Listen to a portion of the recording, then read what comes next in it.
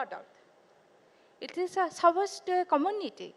Talking the tradition, the culture, the local motives, the local rituals of that place. When you say Sambalpuri sari, we're talking about Sambalpuri people, right?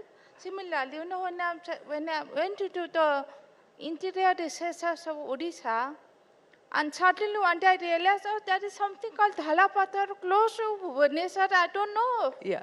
And that is a sari, you know, I'm wearing that sari. We revived the sari. After 100 years, it was lost in time. Yeah. So those kind of things, the revival of weaves, documentation. For last 8 years, we were doing video documentation of local culture, local tradition, local weaves, their motives. So somebody have to preserve our tradition because that is where India lies. Yes, and that is how brands are built. Brands are not built on the strength of just the product alone. Brands are built on the strength of the stories that they represent. And what a wonderful sari you're wearing here, Lisa, today. So thank you very much for sharing the story of the sari that you're wearing. But Tala, let me ask you, what is it that you hope to do with the foundation? What is the kind of impact that you would like to make? I think what we realized, we thought we were trying to get jobs, but we realized that we are effectively making a systemic change. Because it's not just, you know, in Kashmir, J&K, usually there's not much of a private sector, so there's only government sector. So just the shift from government sector to private jobs, that itself, people have to get used to it.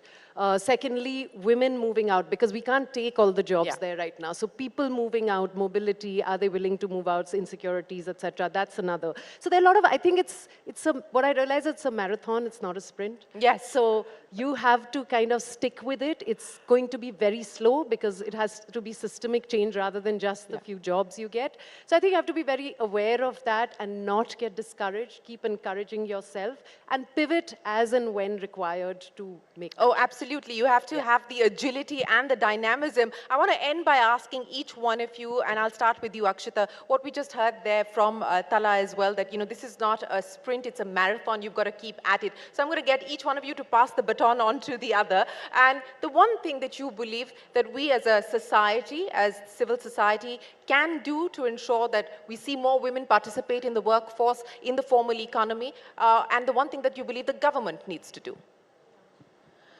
I think that, you know, there's this idea that we're getting, the focus is on women's education, and if we focus on women's education, that's going to, you know, make sure that they're going to join the, you know, labor force. But actually, we know that's not true. There were more women working in jobs, public and private sector in the 80s than there are today. Women are getting educated and choosing not to work. So I think that we need to take a hard look at who is framing the rules of society and work, and what is, if that's working for women. I mean, I've been working for 7 years, and this is the first job I have.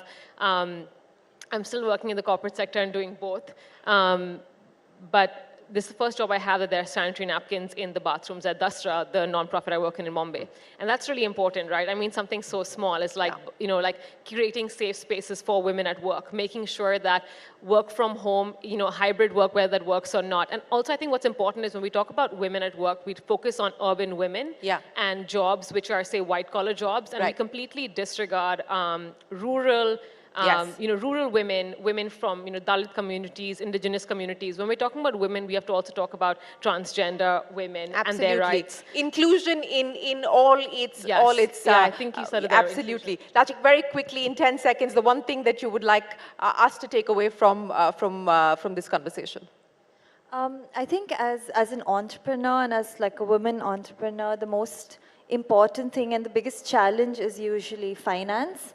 And I think the government really needs to work towards providing more financial support to women entrepreneurs. We hear about a lot of schemes, but on ground, we know the reality. So I think that is the biggest support. Access to capital, access to finance, well made. That point is well taken. Lisa, very quickly, the one thing. Yeah, apart from government support, but I want to tell every one of us, let's buy a handloom sari every year. Okay, everyone, make a commitment to buy a handloom sari, and that will go a long way. Tala, I'll end with you. I think what we need to do is in our workspaces, I think we need to really actually indoctrinate the fact that women have issues, all of the issues. We put a lot of policies together, but implementation and execution, I think if we focused more on that than adding just policies, I think that would be really the Well, key. policies need to be made for people. People should not have to customize themselves to policies. Ladies and gentlemen, a big round of applause for our women achievers here, kick-starting Shakti, Swayam Shakti, representing the many faces of India. We wish you the very best of luck, and thank you so much for joining us here this afternoon. Thank you very much, ladies and gentlemen. Anand, back to you. Thank you, ladies. Please stay there, and I'm going to request Shireen to present a small token of our appreciation and for their effort that they've taken to come all the way on this platform of Rising India Shakti. To Akshita, yes, Akshita has also helped us curate something very special later this afternoon in the presence of the Honorable President. Reflection of Mayurbhanj, Chhau. Lachit Risyan. Lisa Mohanty ji. I love your sari, ma'am. It's beautiful.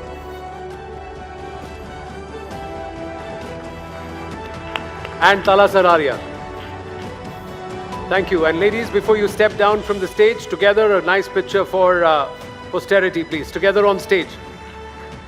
Thank you. Everybody, please, quickly. Right there, can we have a picture together? All of you right at the center. Yeah. Thank you.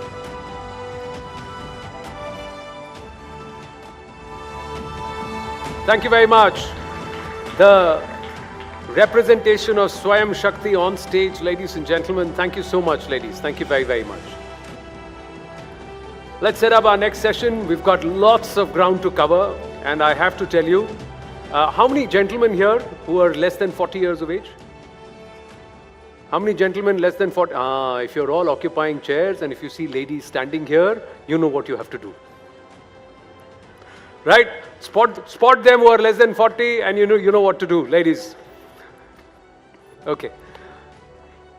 It's not just Swayam Shakti. There are many aspects that we'd like to cover. We've got about multiple sessions, multiple achievers to showcase. We should also have the Honorable President of India in our midst in a short while from now. Union Minister Smriti Irani will be here. But right now, we're going to set up something which makes us all very, very proud. Ye jo tiranga hai na? When you see it scaling not just the skylines, but way into Antariksh, and when you know that there is Shakti behind it, and you feel so much more proud. So, well, there's a lot more to be done at the grassroots and further empower and enable her. She has already done a lot to secure Bharat and ensure the enemy thinks twice before training its guns at us, because Bharat's arsenal is stocked with intercontinental ballistic missiles that will make many sweat. Not just think twice, never think about it actually. Our next Shakti has helped the country take rapid strides in missile technology. She has played a pivotal role in the development of the Agni series of missiles, becoming the project director for Agni 4 and continues to inspire generations with her remarkable achievements and unwavering spirit. The Missile Woman of India, Dr. Tessie Thomas, and as she comes up, I'm going to request another pride of Network 18, Palki Sharma, to please come up along with Dr. Tessie Thomas and take this conversation forward. Big round of applause, ladies and gentlemen. Thank you so much. See all the ladies, I'm going to take pictures of all their saris, for posterity. Thank you, thank you.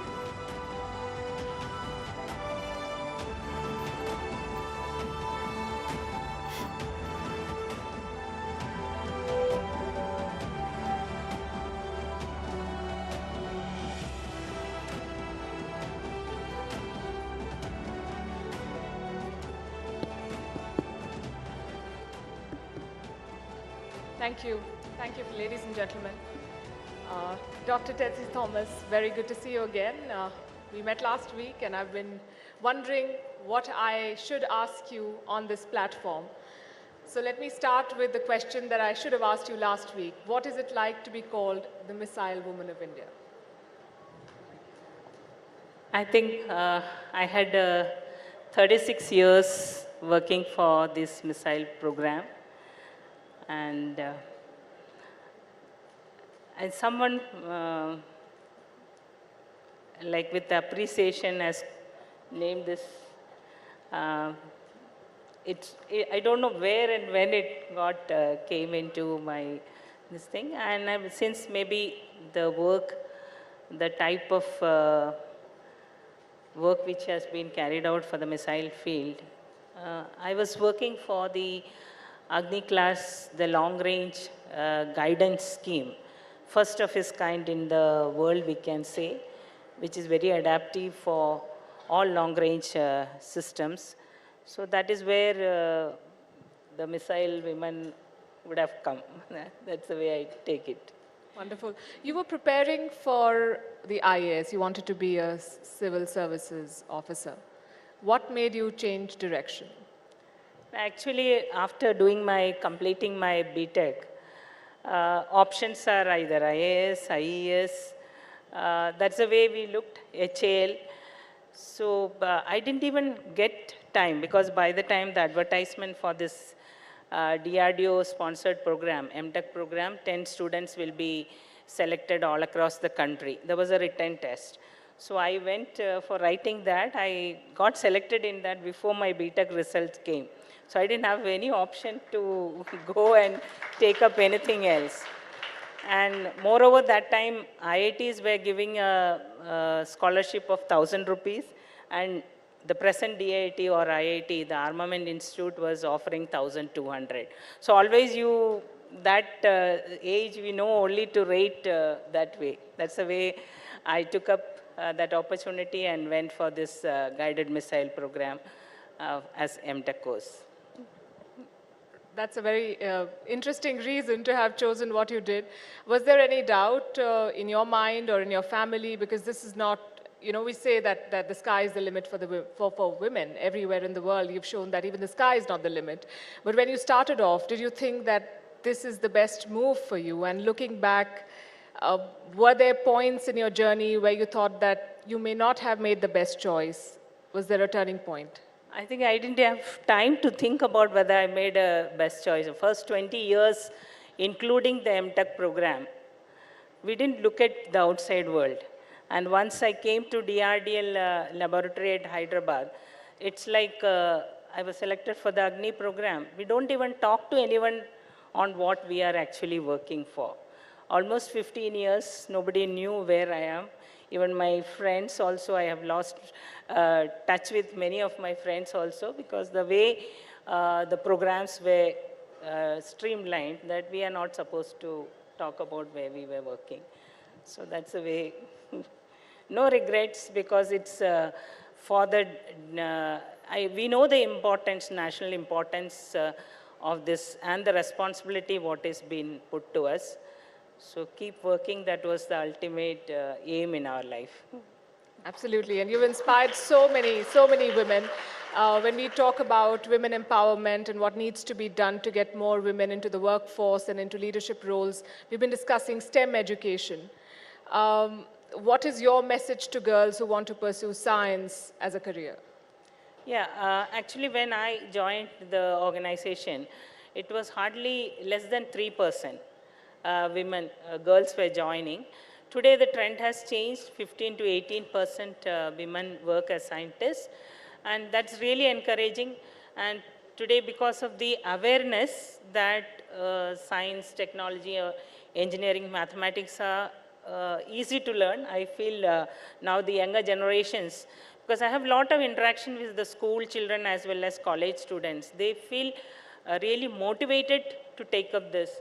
If ordinary person doing engineering like me can come and work on this scientific field, any present generation is with a lot of knowledge around. We had only the textbook knowledge, what we learned, but today the whole knowledge is around, and we need to only think, and the inner desire to do this work in this field. And science, STEM subjects are equally easy as any other subjects. That's what I feel. I know scientists from, my friend from ISRO also will vouch for that. I think if once you learn, it's, you only fear what you do not know, but once you learn, you know everything. That's the way the knowledge helps us in going ahead. A big round of applause for that. You only fear what you do not know. Dr. Thomas, I'm sure leadership is difficult both for men and women, especially for women. And in a field where there are very few women colleagues and leaders, were there moments in your career where you felt dejected and then you thought, I will show it to them and I will do it? Do you have such stories? Yeah, maybe when I was designated for project director Agni 4, like we had done Agni 1, Agni 2 and Agni 3. That was a different class of technology where existing technologies with rocket motor casing, metallic ones were used. But world across had a different type of picture altogether. Then I was asked to see like Agni 3 with 50 ton, we are reaching only 3,000 kilometers. World across were claiming 3,500 and so with that type of weight launch mass. When I gone through the technology, we have to enter into composite rocket motor casing, composite technology, which was even the carbon fiber, the material, raw material needed for that was not available in the country. So this was the time I was given the task of developing a system of world class, where weight reduction also has to be there. And initially, the mandate was if we may change one of the stage of the rocket motor, we may be able to achieve. But the things were not that easy as it looked. That's where I was thinking, at one point of time, I was not sure the responsibility what was shouldered on me. I thought it's easy, but it was not so.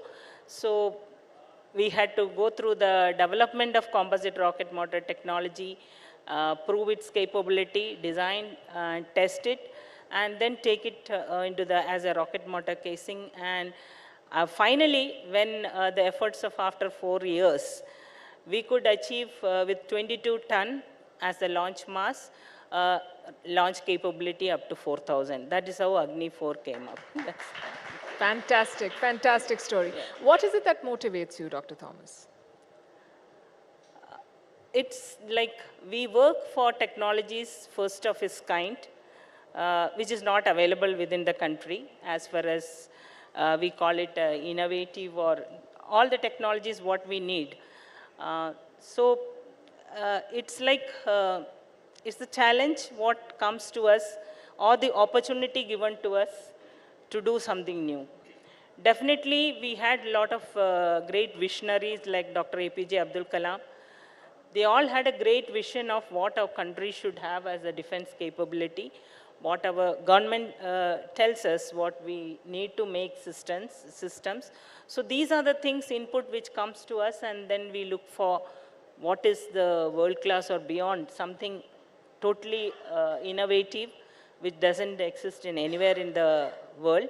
So that's how the Agni class of guidance law, where I was the designer for this Agni class of systems, first of its kind in the world, we can say, and systems of world class has been made for Agni 4, and same technology was adapted for Agni 5. That's how it's the need of the nation or the requirement for our countries and the responsibility given to us that makes us motivated as defense scientists. How does your team align with you when you take up this project, which is a matter of pride, not just for you and your organization, but it's something that your entire country is looking at you for delivering on something like this. Is it the same as a woman to pull it off? Actually, I was fortunate to have a very young team working for the Agni 4. In the project group, we were 5 project group, but all across the country, from different all the labs, DRDO labs, plus industry. So more than 1,000 people work as a scientist for one of the systems in the initial development.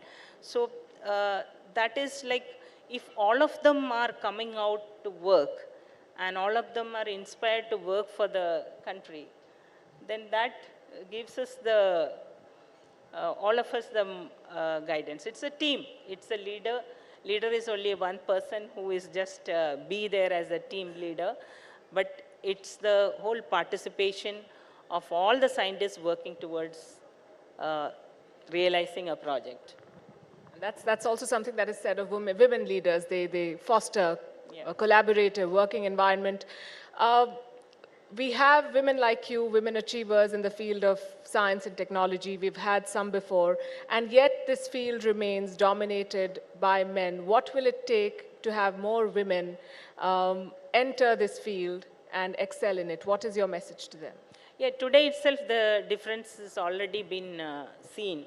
Like when I joined, as I mentioned, very few were there.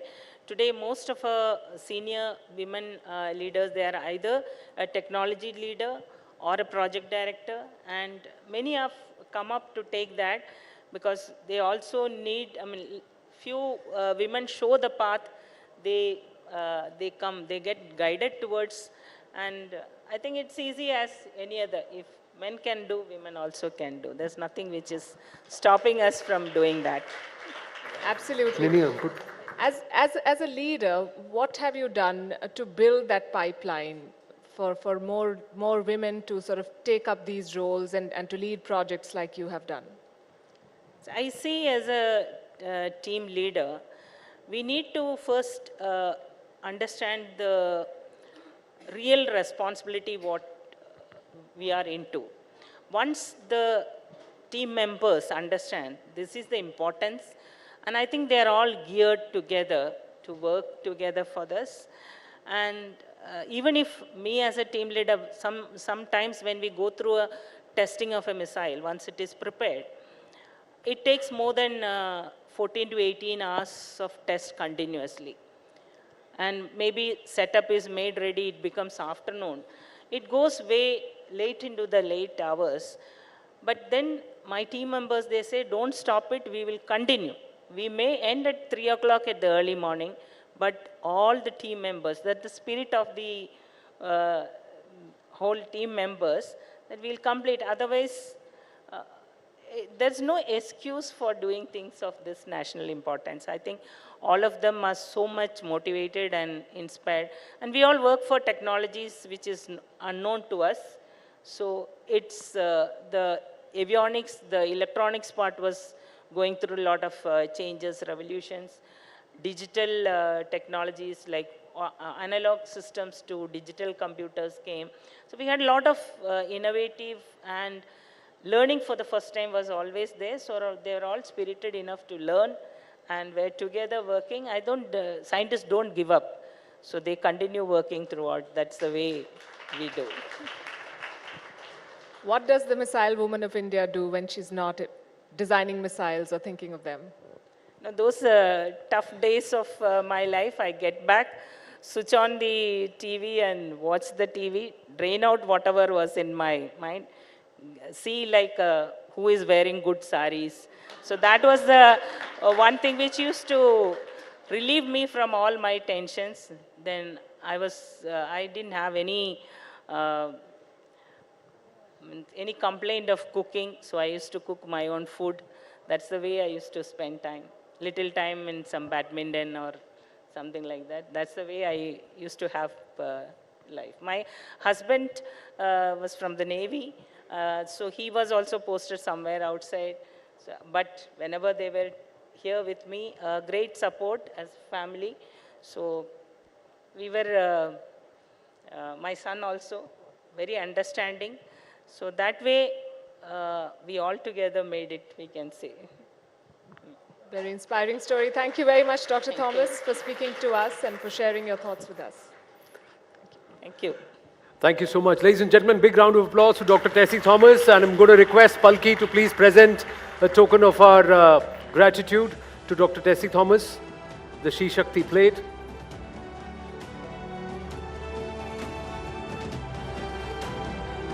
And that makes for a very nice picture. Thank you. Thank you so much. Right. Thank you. Thank you so much, Palki. Thank you so much, Dr. Tessie Thomas, for making the effort and coming there. Thank you, ma'am. Lovely to meet you. Thank you. And on that note, ladies and gentlemen, we're going to take a very short break. I request all our guests to be seated where they are. We'll see you in just a bit. All right, ladies and gentlemen, I'd request your cooperation. We need to do it as quickly as possible and as seamlessly as possible. We've got to do, because of the Honorable President's attendance, we've got a security drill.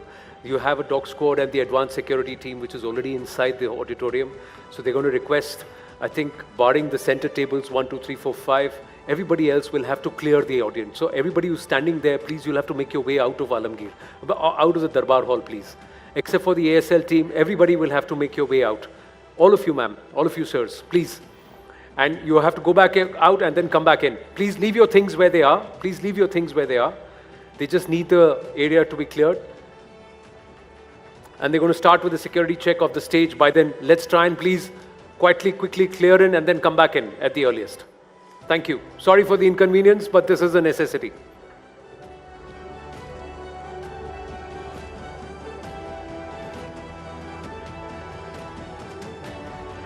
Yeah, here at the center table, you may be seated. Tables 11, 3, 10, 17, and 4 and 9. You please be seated. 11, 3, 10, 17, 4, 9, and 16. You can please be seated. Table 2, you'll have to clear, ma'am. Ma'am, if it's inconvenient for you, you please be seated. You may stay, ma'am. The rest, please, you'll have to clear. Thank you. Those who are seated at the tables, please be seated. Please do not move. Please be where you are. Those who are seated on tables 11, tables number 3, 10, 17, 16, and 4, please be seated. The rest you'll have to clear out, please.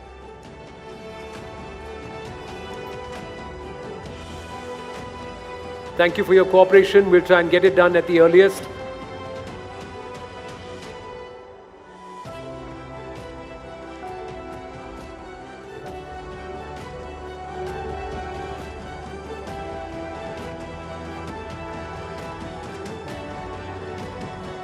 Tables 14, 22, 23, please clear out the auditorium, please clear out the Darbar Hall, please, please, I request you.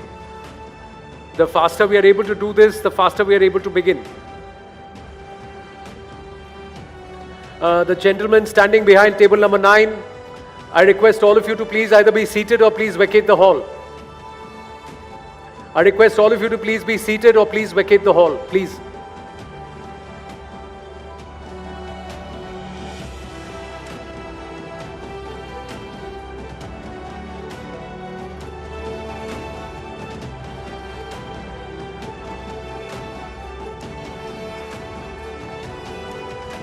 Boys, all of you, please make your way out quickly. Please make your way out quickly.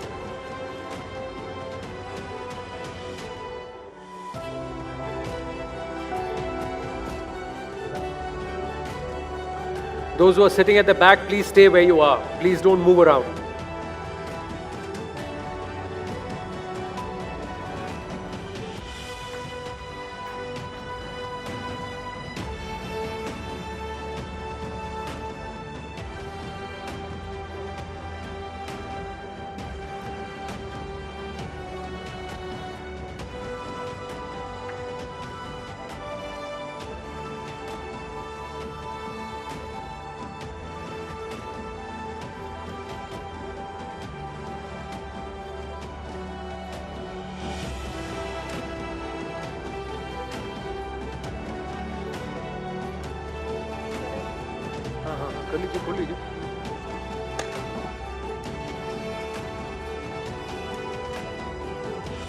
Those who are seated at the tables, you will have the security team and also the sniffer dogs walking past you. Please remain still.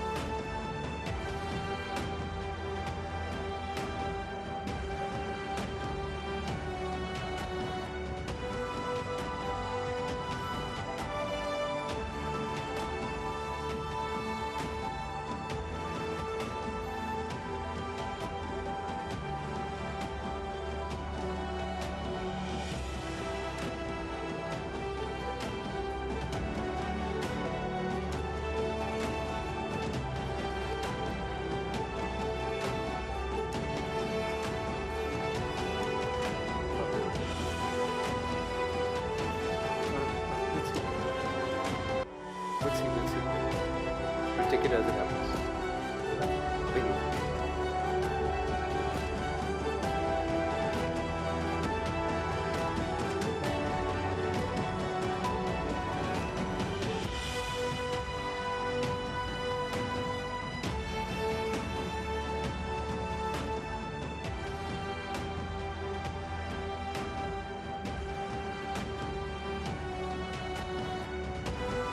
We regret the inconvenience, but this is part of security protocol. The Advanced Security Liaison or the ASL team is all around us.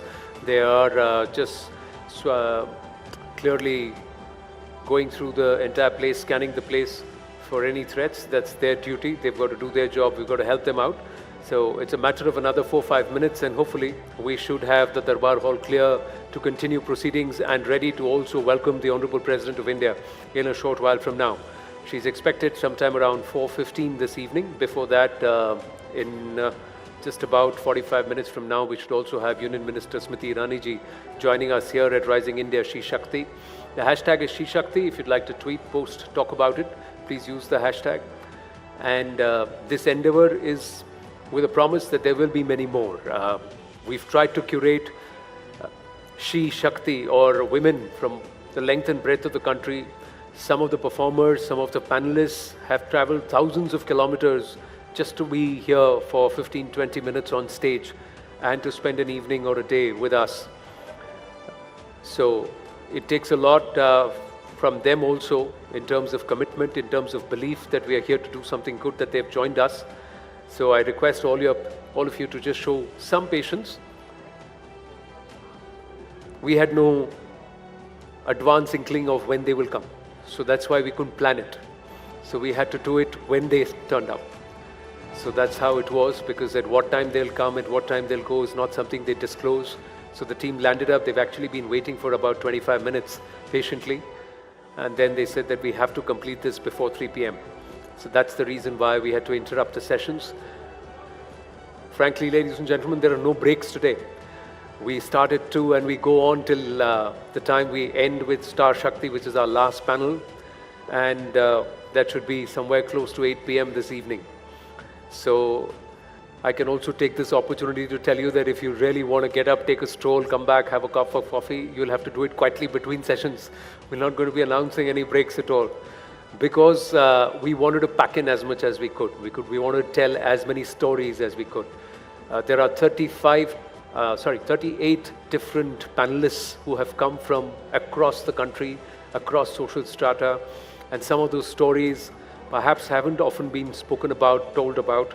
Some of the stories we've heard about, some of the names we're very familiar with, but there are other names, other stories that are such inspiration that one actually makes you think कि यार ये हमारे देश में होता और मुझे पता भी नहीं था. So one of those stories is up next.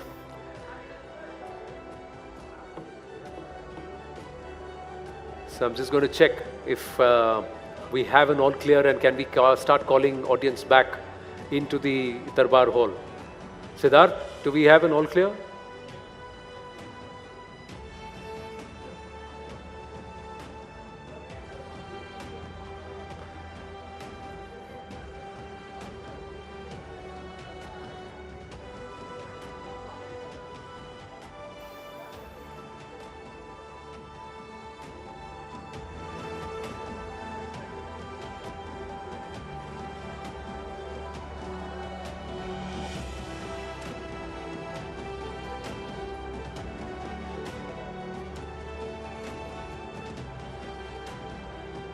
I'm eagerly looking at the ASL officials to give me a thumbs up, say all good, we're good to go.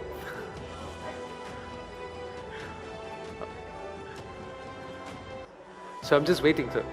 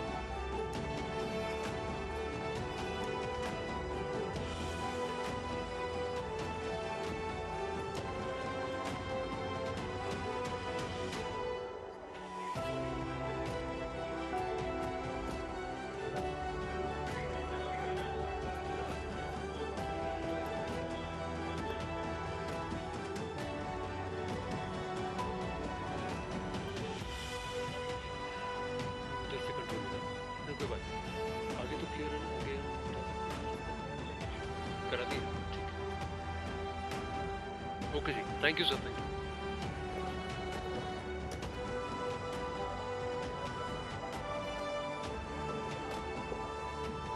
We can start getting everybody back in.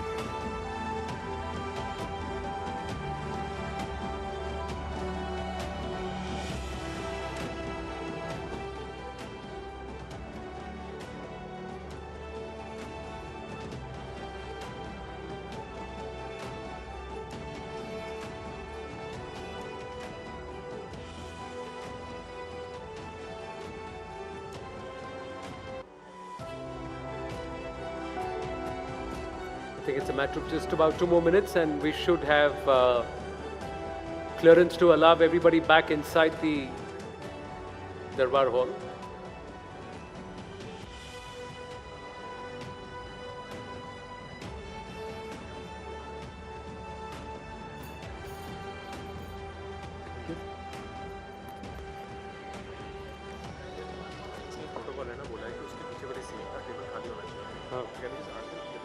Yeah. Yeah. Okay. Okay. Yeah. So table 4 has to be empty, right? Okay. Ladies who are all sitting in tables 2, 3 and 4, 1, 2, 3 and 4. आपका table number 1 renumber हो गया है. So table number 1 is there. So you will have to move to that table. Just right behind you. Please move to that table quickly before everybody else is coming. Table 2, ma'am, you will have to move to this table, please. Table 3, you will have to move to table 2. Everybody on table 3, please move to table 2. And everybody on table 4, you will have to move to table 3. Table 4 has to be left empty. They are all moving. Numbers can also please move the table numbers. Ma'am आप इधर आ जाइए, इधर आके बैठ जाइए, इस तरफ सामने ये जो चेयर है, हाँ हाँ, let us sit there. आप इधर बैठ जाइए मैम. हाँ, you can take that one. Yes, please.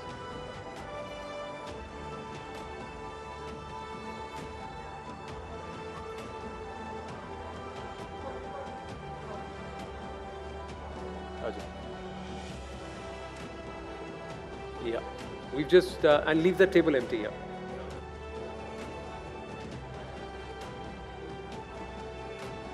Thank you everyone for your patience. Please come back in and settle in at the earliest so that we can start proceedings right away.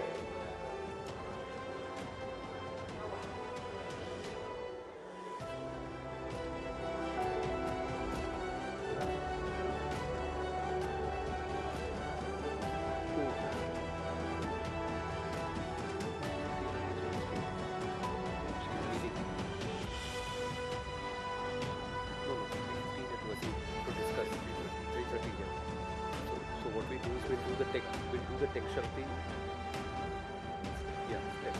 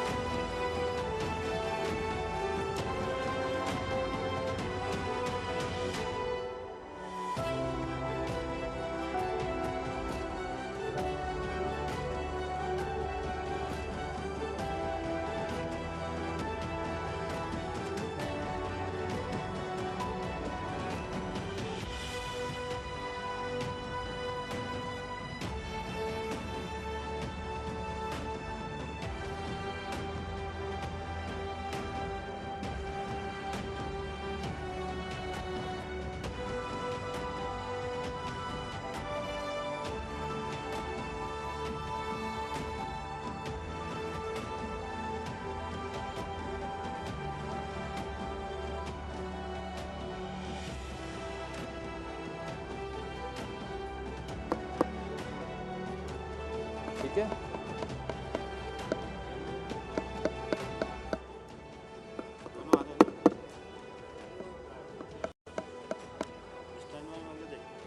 ठीक है अर्जुन कौन है अर्जुन अर्जुन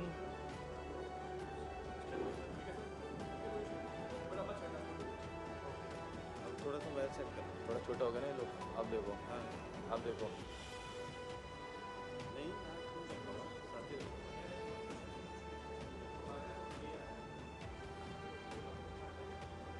उनकी team से हैं तो सिर्फ team से तो आए होंगे नहीं वो कह रहे हाइट छोटी है थोड़ी मैं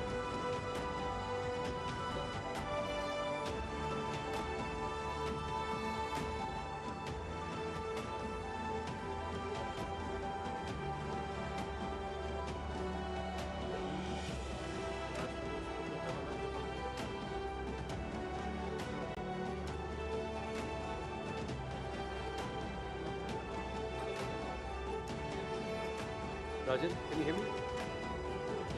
Rajan, can you hear me?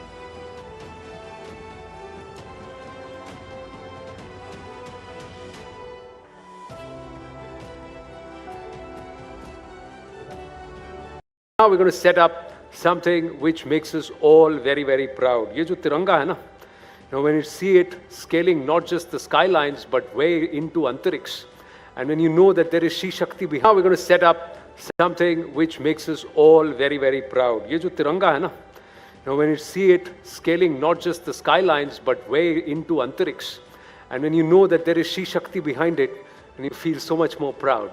So, well, there's a lot more to be done at the grassroots and further empower and enable her. She has already done a lot to secure Bharat and ensure the enemy thinks twice before training its guns at us, because Bharat's arsenal is stocked with intercontinental ballistic missiles that will make many sweat. Not just think twice, never think about it actually. Our next Sheshakti has helped the country take rapid strides in missile technology. She has played a pivotal role in the development of the Agni series of missiles, becoming the project director for Agni 4 and continues to inspire generations with her remarkable achievements and unwavering spirit. The Missile Woman of India, Dr. Tessie Thomas, and as she comes up, I'm going to request another pride of Network 18, Palki Sharma, to please come up along with Dr. Tessie Thomas and take this conversation forward. Big round of applause, ladies and gentlemen. Thank you so much. See all the ladies, I'm going to take pictures of all their saris, for posterity. Thank you, thank you.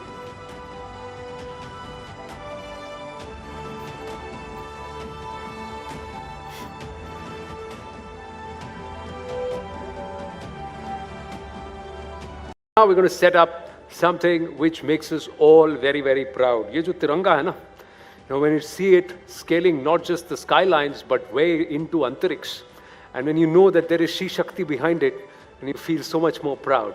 So while there's a lot more to be done at the grassroots and further empowered and enable her, she has already done a lot to secure Bharat and ensure the enemy thinks twice before training its guns at us, because Bharat's arsenal is stocked with intercontinental ballistic missiles that will make many sweat. Not just think twice, never think about it actually. Our next Sheshakti has helped the country take rapid strides in missile technology. She has played a pivotal role in the development of the Agni series of missiles, becoming the project director for Agni 4 and continues to inspire generations with her remarkable achievements and unwavering spirit. The Missile Woman of India, Dr. Tessie Thomas, and as she comes up, I'm going to request another pride of Network 18, Palki Sharma, to please come up along with Dr. Tessie Thomas and take this conversation forward. Big round of applause, ladies and gentlemen. Thank you so much. See all the ladies, I'm going to take pictures of all their saris, for posterity. Thank you, thank you.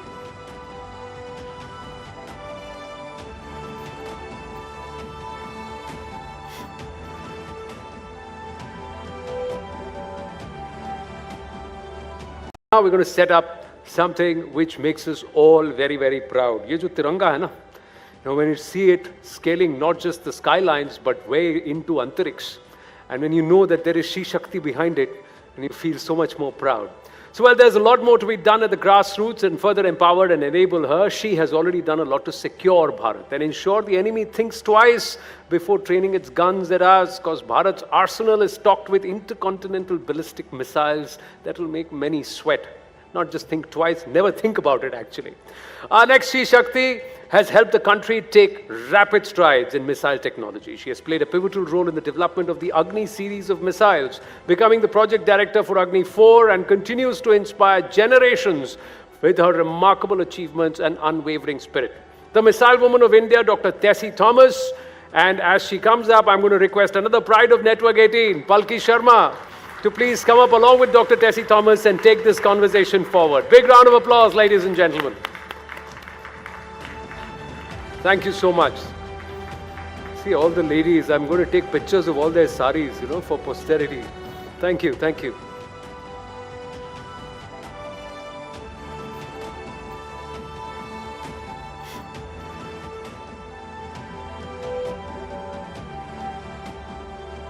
Now we're going to set up something which makes us all very, very proud. Ye jo tiranga hai na, when you see it scaling not just the skylines but way into Antariksh, and when you know that there is Sheshakti behind it, and you feel so much more proud.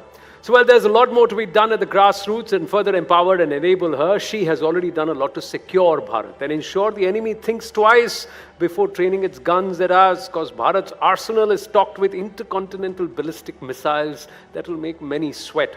Not just think twice, never think about it actually. Our next Sheshakti has helped the country take rapid strides in missile technology. She has played a pivotal role in the development of the Agni series of missiles, becoming the project director for Agni 4 and continues to inspire generations with her remarkable achievements and unwavering spirit. The Missile Woman of India, Dr. Tessie Thomas, and as she comes up, I'm going to request another pride of Network 18, Palki Sharma, to please come up along with Dr. Tessie Thomas and take this conversation forward. Big round of applause, ladies and gentlemen. Thank you so much. Kick the bucket without doing something remarkable for the country.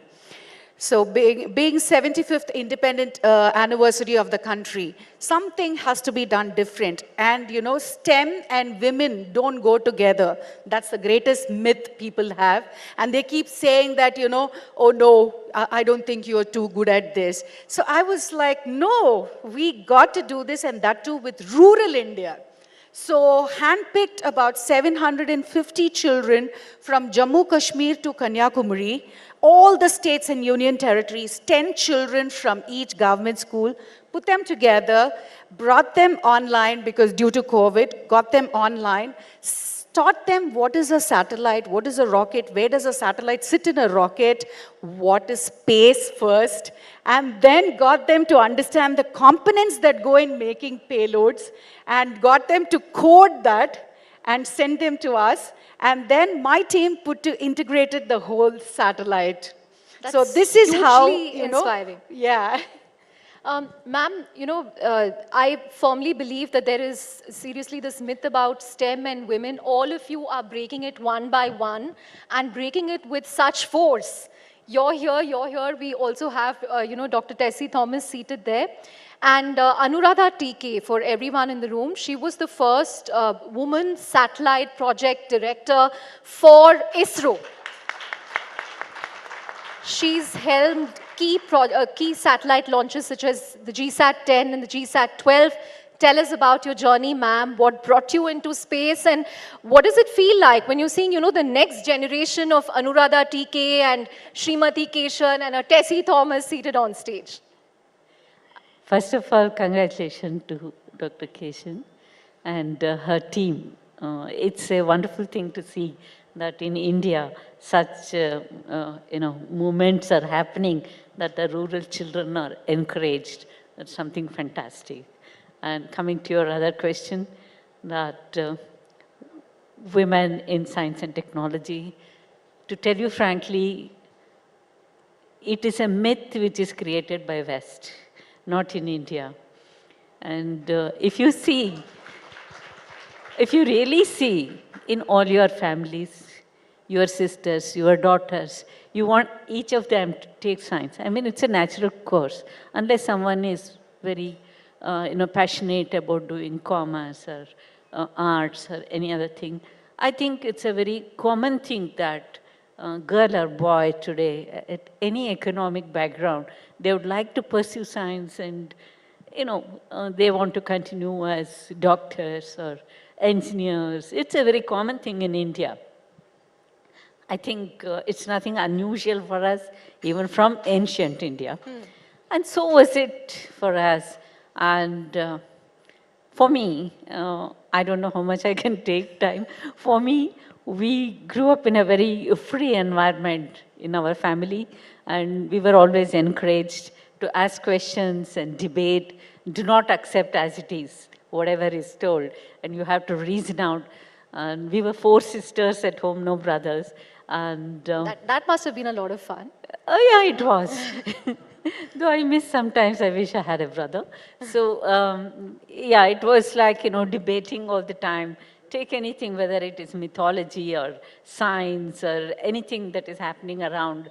We would have debates at home, and we were very inquisitive, and we were encouraged to be so. And that's the way we grew up. And we did not have so much pressure as children that you have so much of homework and you like have to get 100, today's children. 100 on 100 in everything. No. In fact, even my parents never insisted. And in fact, once I think I got, just when I moved from my vernacular school to English medium school, I really had a tough time adjusting, and I got pretty low marks in biology, not in maths or physics or anything. In biology, I got less marks. And I was really afraid what my father would say, because you had to get signature in the report card. And he was I'm surprised the way he said, okay, next time you do better, that's all. I mean, there was no insistence that you had to stand first. You had to, no rat race for us. So the freedom they gave you, in a sense, liberated you to pursue what you wanted to do. You put it very beautifully. I believe in that. We have a beautiful quote, Sa Vidya ya vimuktaye. It means education is that which liberates you. If you don't get liberated, you haven't been educated, right? That's a brilliant way of putting it. That's true.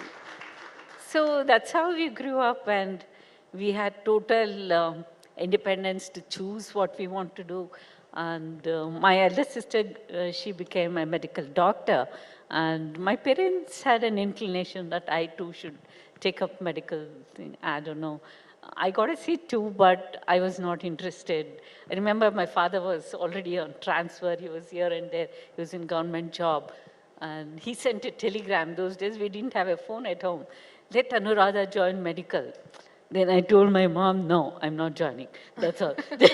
Next day, one more telegram came. Let her join what she wants. And that was probably the best decision. Yeah, I mean, I would make decisions for myself, and so were my sisters too at home. We were all very independent and, you know. Got it. That way. Dr. Keshan, you know, why do you have this mission to educate girls in India, particularly from government schools? Why do you think space education will be important for them? You know, beyond the fact that it looks great, you know, the fact that these 750 girls worked on a satellite that India has launched, what's the larger impact? How is this going to help the country? Well, that's a brilliant question.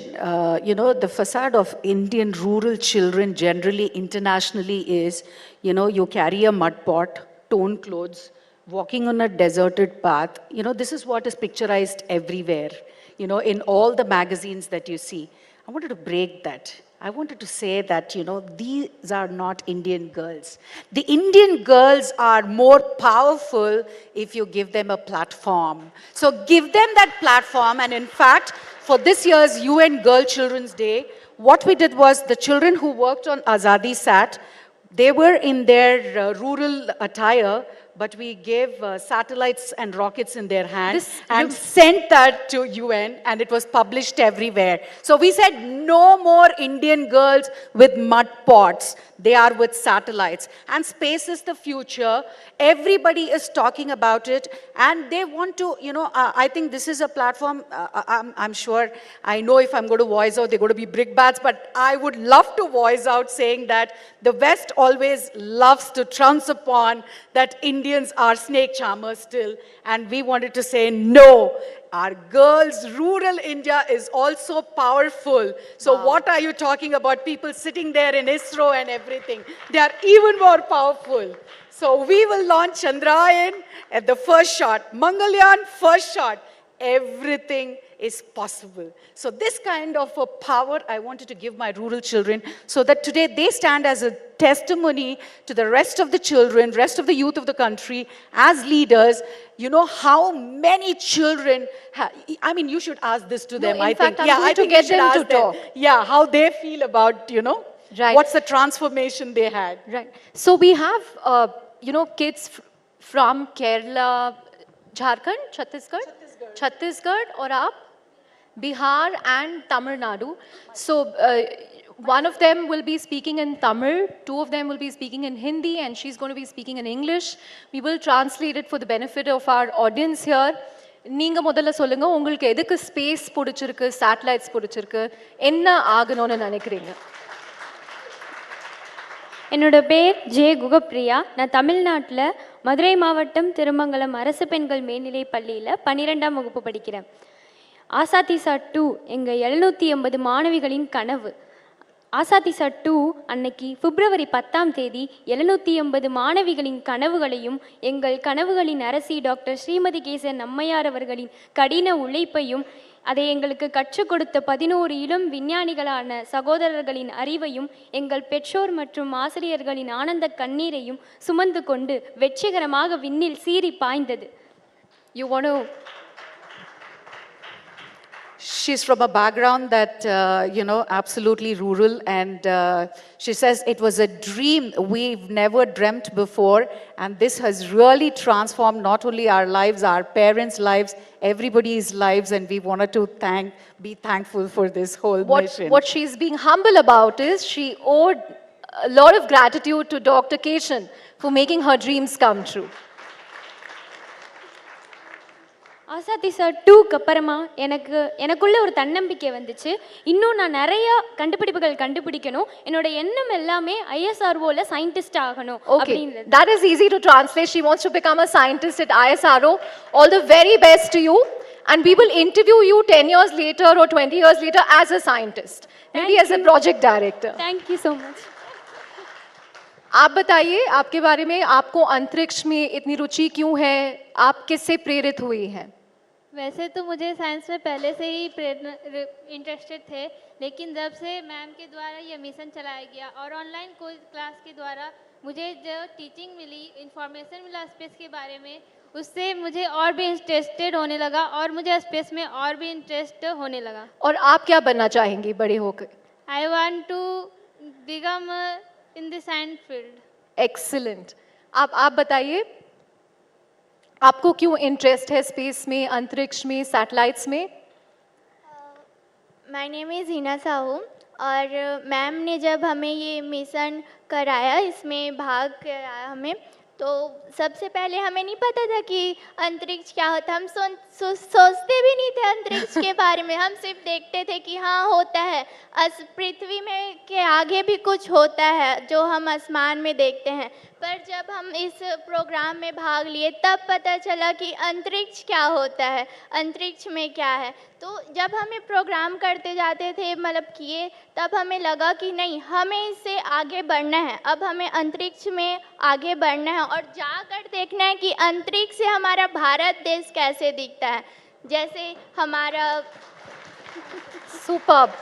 One after the other, these girls are just remarkable. They deserve a bigger round of applause. I'm going to let the girl from Kerala have the last word. Tell us what your dreams and aspirations are. My name is Nashita Afnaniyam. I am from Kerala, Sidi Sahib Memorial Higher Secondary School. Firstly, I'm very proud and very happy to part of the Sasadi set, and a very big thank to our sweet, charming Srimati Kesan ma'am. And our girls are hidden in a 4 walls. They could not come forward to show the talents to the entire world. But in this project, our Srimati ma'am gives our girls the opportunity to show the world. So I am remembering an African adage: if you educate a man, you train a man. If you educate a girl, you train a village. On that brilliant note, huge round of applause to all of you. I think all of you would have seen that Mission Mangal movie. If there's a second version, we have 4 people here. 4 girls who can be part of it. Thank you very much. Thank you. Thank you. Ladies and gentlemen, you can be more generous with your applause, please. Not only are they so talented, but look at how confident they are when they speak, these young girls. Pramadama pasting aniga. Superb. Well done, ladies. This young girl, these girls. Superb. Superb. Chandra, I'm going to request you to please present a memento to Dr. B.K. Anupama. And then Srimati Kesanji and also all the young scientists of the future. Bright minds.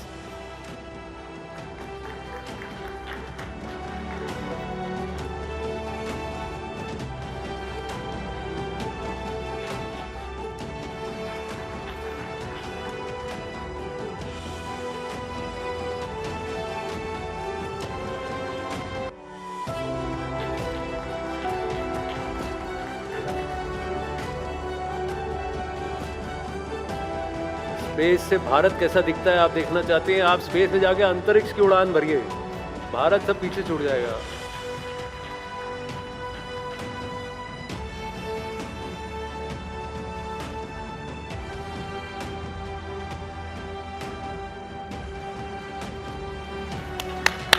Thank you so much. Thank you so much, everybody. Quickly together, a huddle in the center, and we'll take a lovely picture, everybody. Center पे आ जाइए, या जल्दी से. Lovely. That's Sheshakti, present and future, ladies and gentlemen. Thank you. Thank you so much. Let's get a move on. Ladies and gentlemen, Rising India Sheshakti is very special to us, but just like the flight of a fledgling needs the solidity of a branch or even Mother Earth to take off, An initiative such as this also needs the backing of solid partners who believe in the cause. So I'm taking this opportunity to thank all our sponsors, all of them who stepped forward and said we want to back this initiative and who have helped make this possible. But foremost among them is Quest, our main sponsor, who embraced the philosophy of Sheshakti and told us, "Tum kar sakte ho." So may I now request News 18 Network's very own Shivani Gupta, who's known for her plain speak. Shivani, come on up. And we're going to have, as we welcome Mr. Lohit Bhatia, President Workforce Management at Quest, to talk about Sheshakti in the workforce. Thank you. Over to you.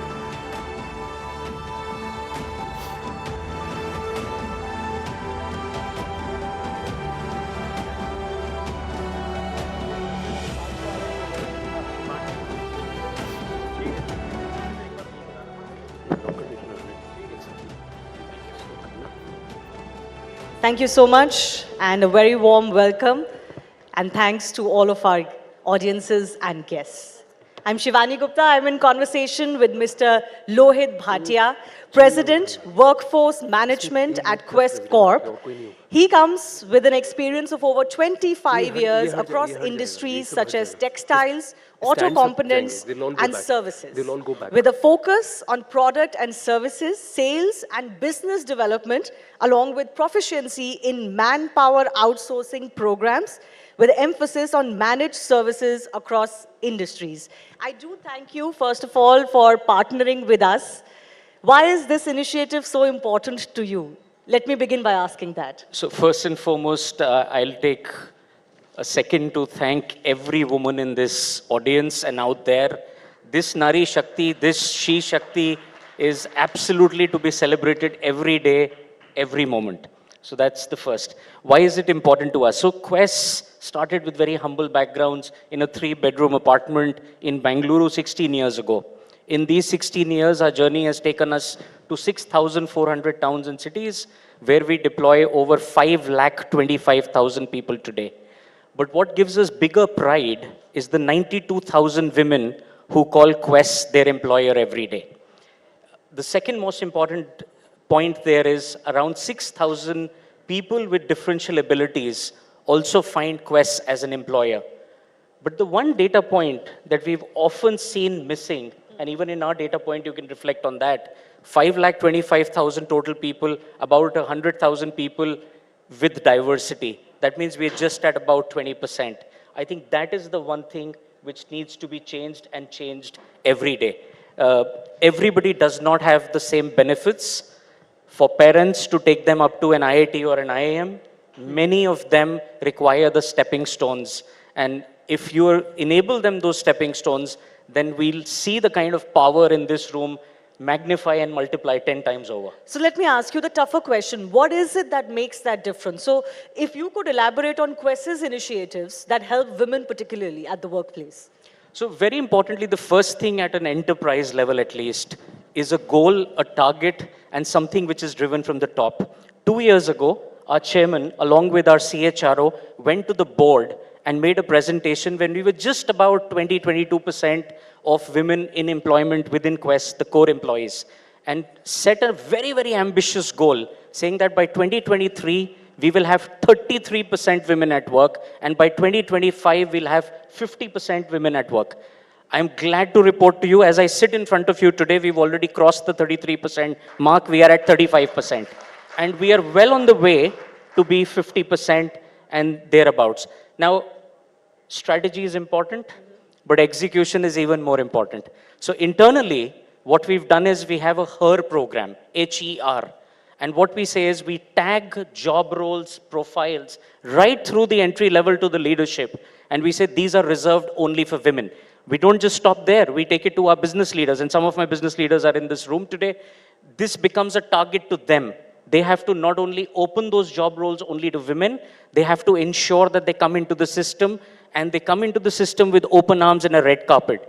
And beyond that, you have to make it easy for them after they come to place of work. You know, I was going to ask you exactly that question. From my grandmother's generation to my mother's generation, every generation has faced issues, and I have, of course, grown up as any woman would, learning about what those issues were. And as a young woman professional, I feel some of my issues are different. I want to ask you, what is the issue or what are the issues that today's woman in the workplace faces, and how do we solve those issues? Have we identified those issues first up? So I think over the centuries, some issues have remained constant. And women will typically, in my opinion, have 4 hurdles or 4 M's in their life. The first M or the first hurdle would be marriage.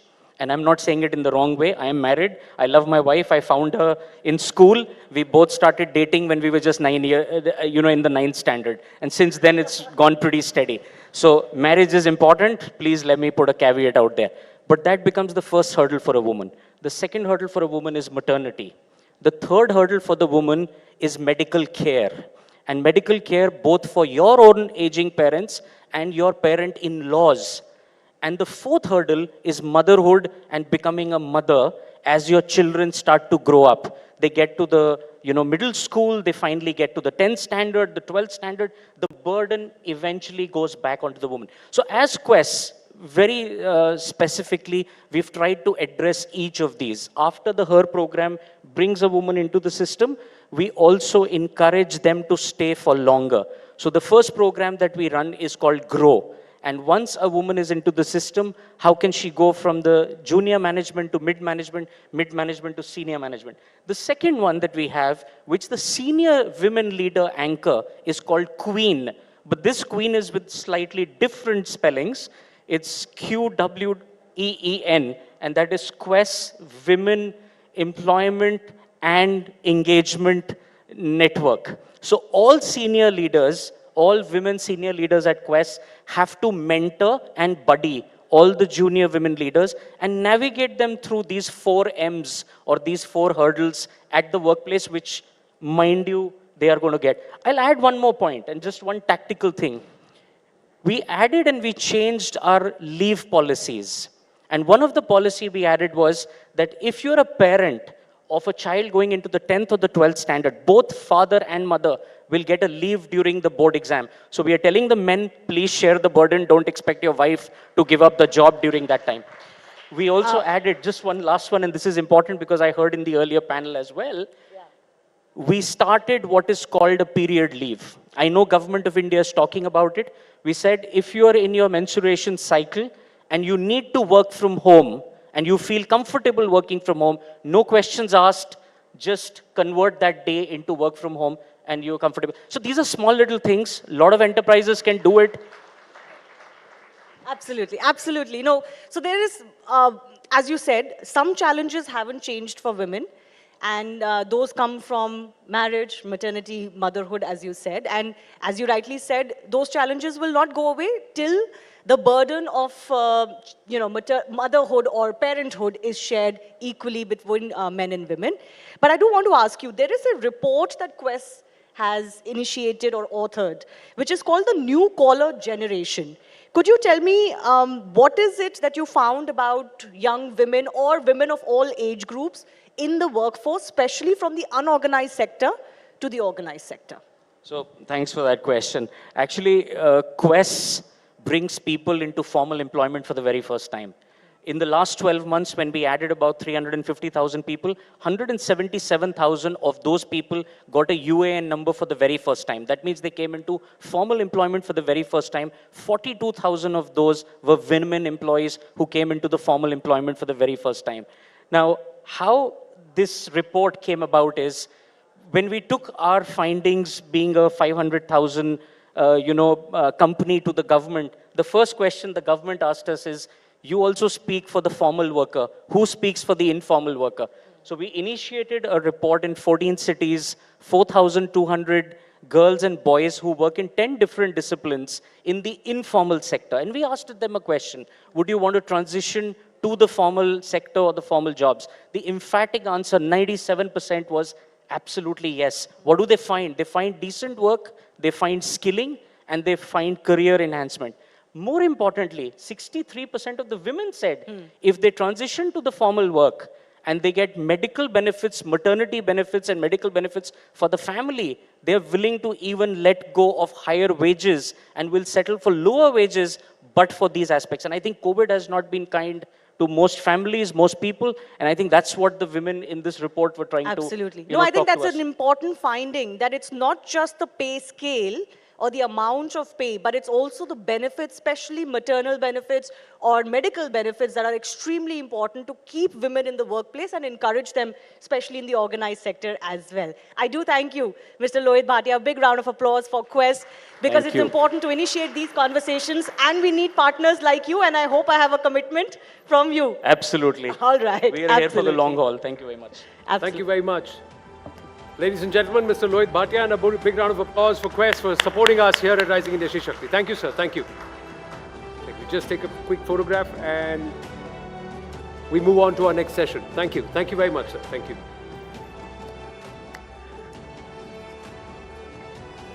Well, ladies and gentlemen, what we do is whenever we have politicians, we journalists are fighting with each other to say who's going to do the interview. So this time around we said, no, this is Rising India Sheshakti.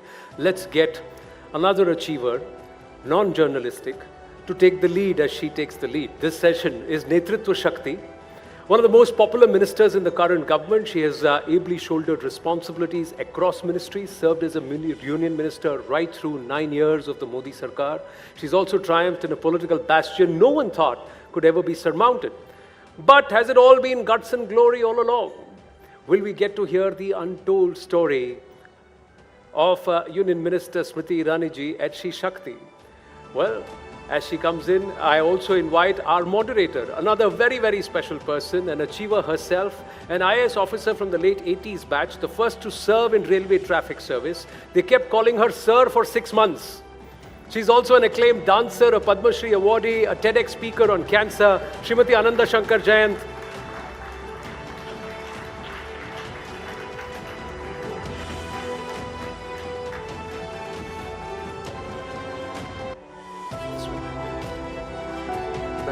Far side.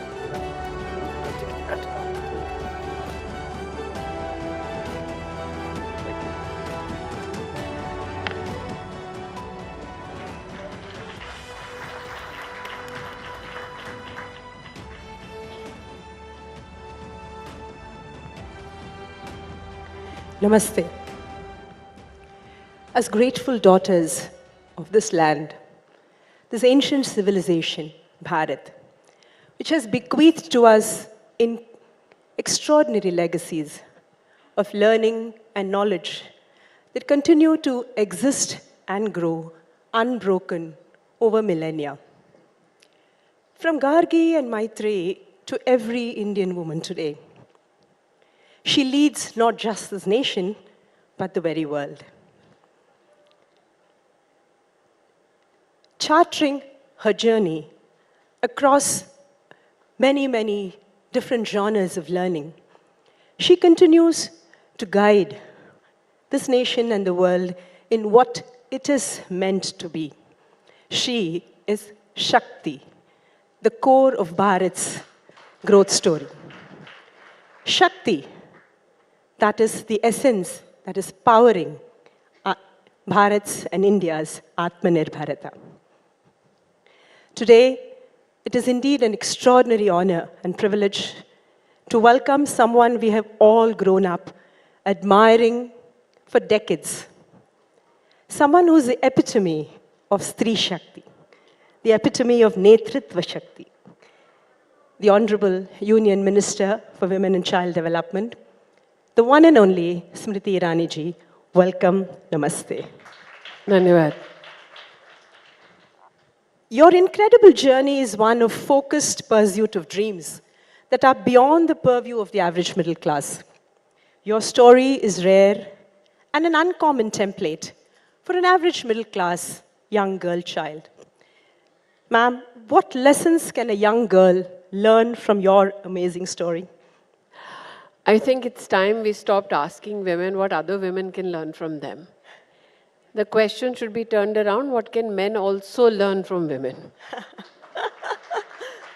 Because I've never been on platforms where men are asked by fellow gentlemen, what can young boys learn from you? And I think in that question resides this belief that women do not have the capacity to consume knowledge from their environment, from life experiences. Women do not observe. And hence, women will only be in a position to receive an understanding of a life circumstance if they are told through somebody else's experience. We never denote men as such. And if men and women have to learn something, I don't think I am at a precipice of time where I am so benevolent and so experienced that men or women need to learn from me. I would differ that mine is a story which is rare. I think the difference is mine is a story which is told. My struggles or my challenges or my achievements are not mine alone. There are many women in this room who have gone through different circumstances, reached their goals. The only difference is I sit in front of the camera, you sit behind it. Netritva Shakti also means extraordinary humility, and she typifies that. No, I'm not a humble person. And why I differ on it as well. When you see women come on stage and they accept a certain amount of achievement, the tag humility is insistently attached to them. For if you're not humble in achievement, you're probably not feminine enough. However, this disposition is not expected of a man. So I beg to differ. Okay. I am very, very vocal about what I have achieved if I find such a platform. And I believe that if I have to indicate anything about my persona, that is the one aspect I would like to indicate. That I can be happy about the fact that I'm ambitious, not shy about it, not feel guilt about it. I can speak openly about the fact that yes, I have achieved on my terms and not subjugated myself to anybody else's will. I think it is extremely important to say so because we have seen a time in our society where if a woman is extremely boisterous about her achievement, again, it is presumed that she is not feminine enough. So, any platform you find to speak about your achievement, speak without guilt. Yes. Speak with your head held high. Humility is very natural to women. Thank you. Pursue your calling, chase your passions is something that's thrown at all of us from childhood, from across fora. Yet, we as artists know that that path is littered with many a challenge. How did you crest these challenges in your rise to the top as one of the most highly successful and respected artists? And would you define these challenges as struggles or challenges? I don't think that we give a complete lesson in life. Especially, I belong to an economically challenged family as a young child. When you teach a child who comes from a poor family or a lower middle class family, pursue your dreams with vigor, with a sense of passion, I think there has to be a very big footnote with it. Pursue it, but remember there'll be a price. Because when you pursue things on your own terms, there will be many that you will upset because you refuse to be crushed.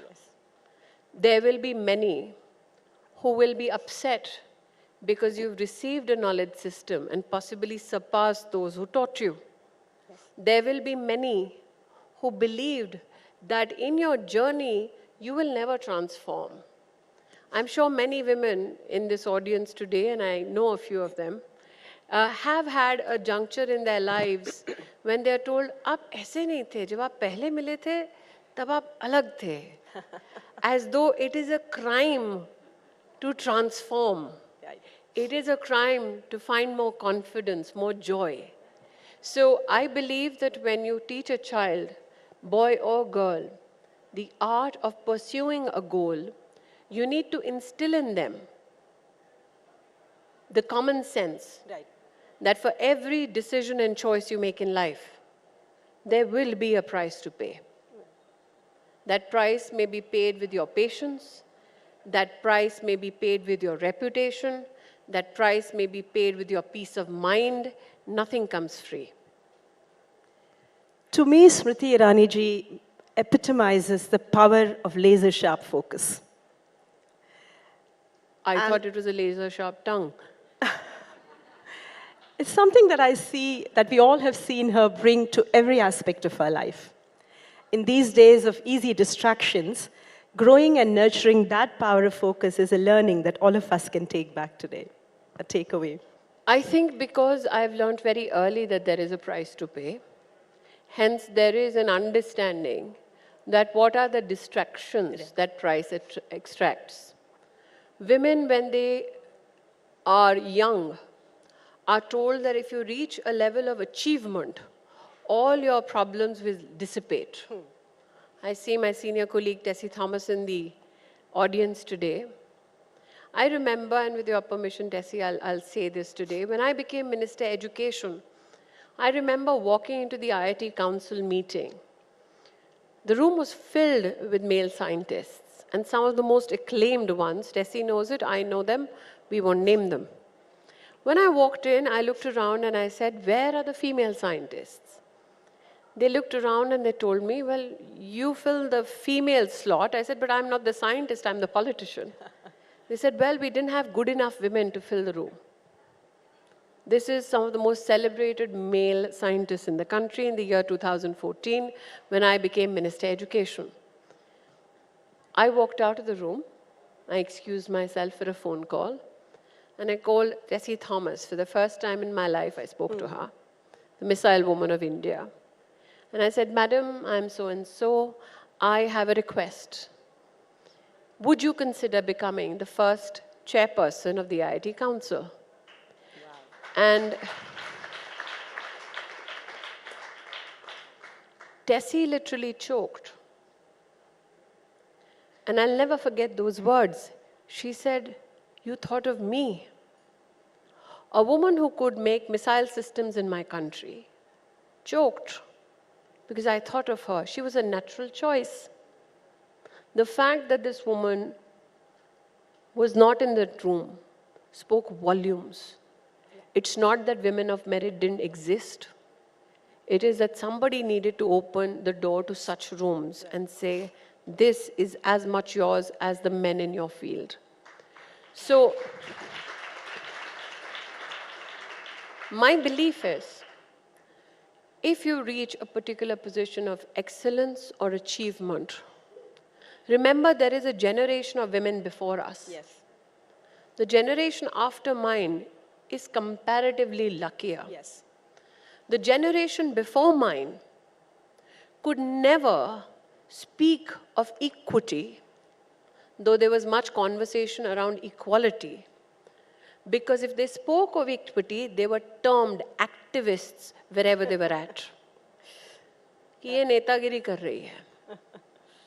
And so they did not want to pay that price for their careers. And today it's incumbent upon women of my generation and the generation that comes after me to recognize the women just before my generation so that they find their place of respect in society.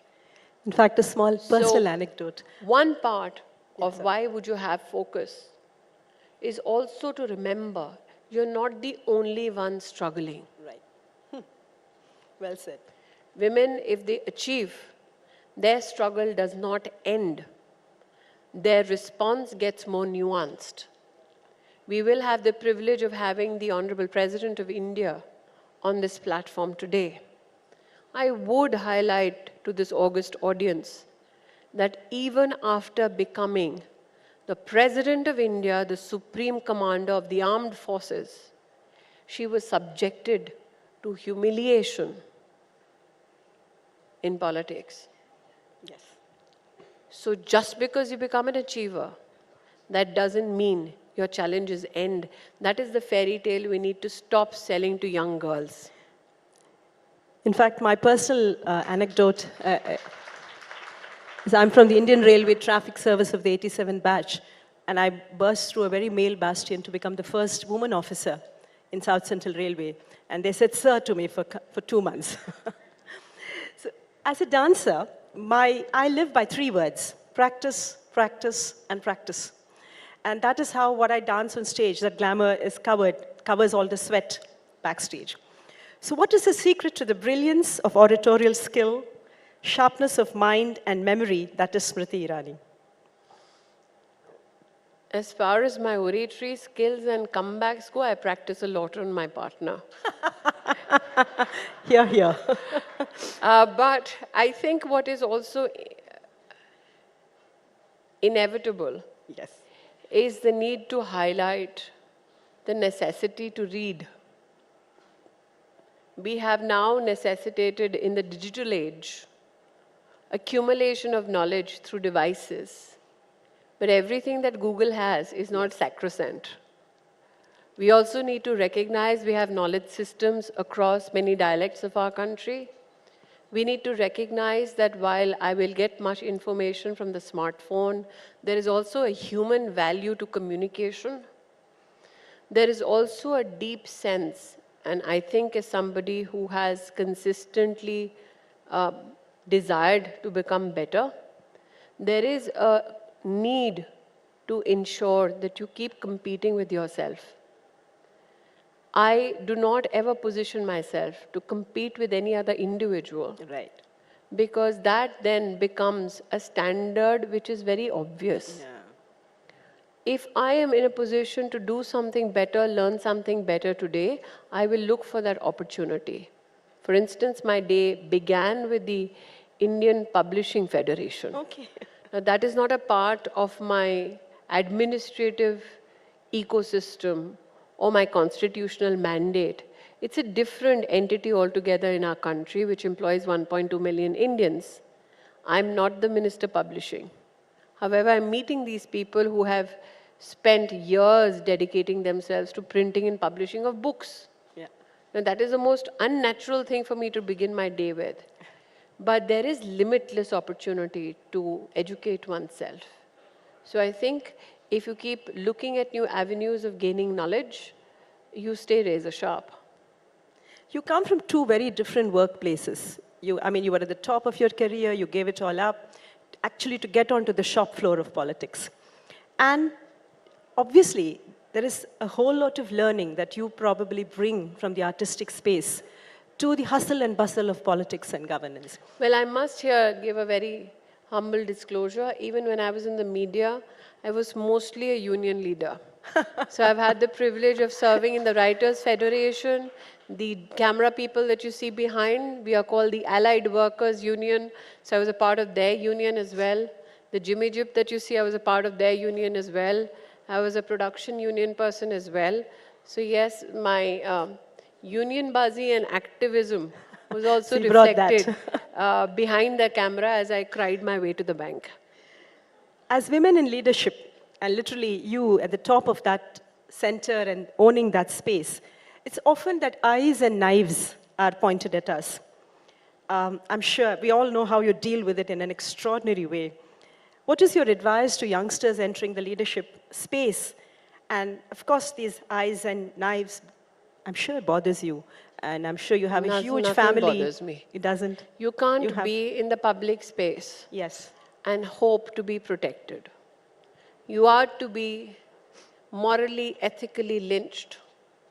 If you're a female who has made a considerable political impact, and especially if you're one Amethi, you have to be ready to be stripped of all your dignity, because that is the way they hope you defocus from issues. Right, right. And once you understand that strategy, everything else falls in place. Fantastic.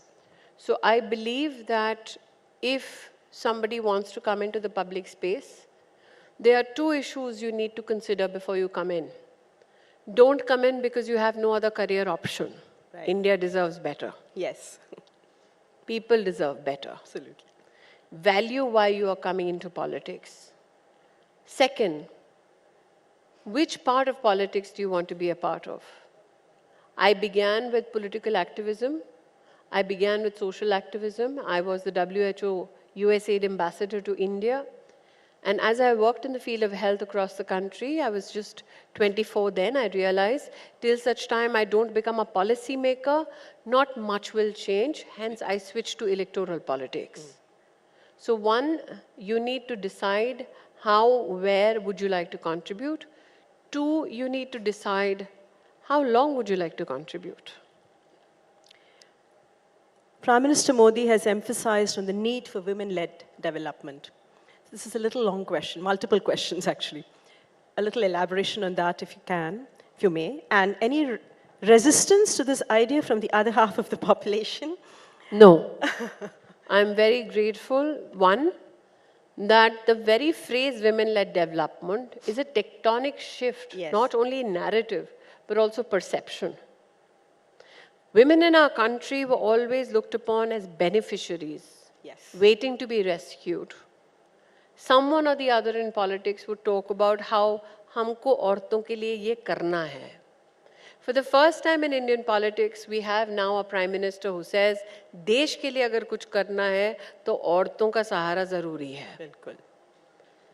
And women-led development quantifies the monetary impact women have in our country. For instance, 110 million toilets built. The government, which was Congress-led in the year 2005-06, if you look at the National Family Health Survey 3, they knew in 2005-06 that women are getting raped when they go out to defecate in the open. They knew that only 38% of households in our country have toilets. They knew in 2010 that the World Bank says that 6% of your GDP is taking a hit because of lack of sanitation. Nobody did anything. And building toilets has never been politically glamorous. No woman in our country has ever walked up to a politician to say, please build me a toilet. Now, 110 million toilets get built. You ensure enhanced, dignified means of starting a day. 230 million bank accounts get opened. 200 million women get mudra loans. Before 2014, many people said women cannot start businesses because they have no access to collateral-free loans. When mudra came, nobody said it's a loan for women. It was actually not gendered. It was for men and women. And it was not just happenstance that 70% of the beneficiaries turned out to be women. Now look at it from a rural point of view, or look at it from an urban slum point of view. Imagine a woman sitting in some village or in a jhuggi jhopri, drawing up a business plan, going to a bank, convincing the bank that they can service the loan, take the loan, service it, grow their business, give the money back. NPA for women who take loans from bank is less than 2% compared to men. We are doing far better. We have proven now financially that we are better investments. So I think when you talk about women-led development, that is exactly where the Prime Minister has taken the governance agenda too. With that if you cushions want and to fallback. financially be strengthened as a society, then it is imperative that women be equal partners. So it's obviously there's a lot of cushions and fallback already Women woven into the system. I would not term it as cushions. That Necessities. makes light of our achievement. Yes. Nothing is a cushion. We didn't have access. We have now equal access and we are doing better than men. That is how one should position it. Yes. No woman is getting a cushion. So how does, when you're talking of women-led development, when I meant cushion, I mean what is the fallback that she would need to be supported with, considering that the multiple roles that she will be continued to expected to play, and the policies and practices and social messaging that will be required to facilitate this transition and I empathy think it's and about support. creating access to opportunity. For instance, I cannot imagine why young girls were not allowed to study in Sainik schools. Now we have young girls studying in Sainik schools. We have women now in the Permanent Commission. We have women now who are launching our space programs to Mars or Chandrayaan. These are not women who just happen to be now contributing. These are women who are waiting for that opportunity at that high table. So I believe that when you talk about what is the social change, I mean, Tessie and 3 other scientists joined us recently at the G20 summit for women ministers in Gandhinagar. And the G20 partners were aghast. They thought that a prima donna in all scientific gear is going to walk in as the ISRO face. And suddenly, it's very quietly walked in, Tessie, and then Ritu walked in, and everybody else walked in, and they were like, these are the women who went and did this remarkable thing at Mars. We said yes. So I think there is this perception that if it is a female who's launching rockets, then she wouldn't be this 50-something lady in a sari. So I think those perceptions are now slowly changing, and I'm very happy. Because I've always said this, that modernity is a state of mind, it is not a dress code. Yes. And the fact that Indian women are doing well in science and innovation is something that makes me extremely glad. In fact, you would all be happy to know that the incidences of women now enrolling in PhD programs in our country has gone up by 99.5%. Wow. Fantastic. So coming back to Smriti Irani-ji, what is your core strength? Not core competency, core strength. Your one fallback that has never failed you. Is it I have no Ganapati? fallback. Is it Ganesha that you and I are wearing? I have no fallback. And that is my strength. Okay. That you have no option but to succeed. Because if I was comfortable, I wouldn't be here today. So anybody who thinks you need this cushion, this fallback, you aren't is that going your core anywhere. strength, that you have no fallback? I guess it's different for me because I come from a poor background. So no matter how much I achieve, no matter how much money I make, I was one of the highest paid actors in this country. Yes. The chip on the shoulder will always be there. Yes. So the secret to my success, I have no fallback plan, no fallback person. I just have me. As India enters a revolutionary phase of women-led development and onward in her march towards a century of independent India, what would be the 3 brief, most important advice you would give the young? I began again, nobody takes advice, especially young women. I will only have a request. Okay. As has been enunciated by the Honorable Prime Minister yesterday.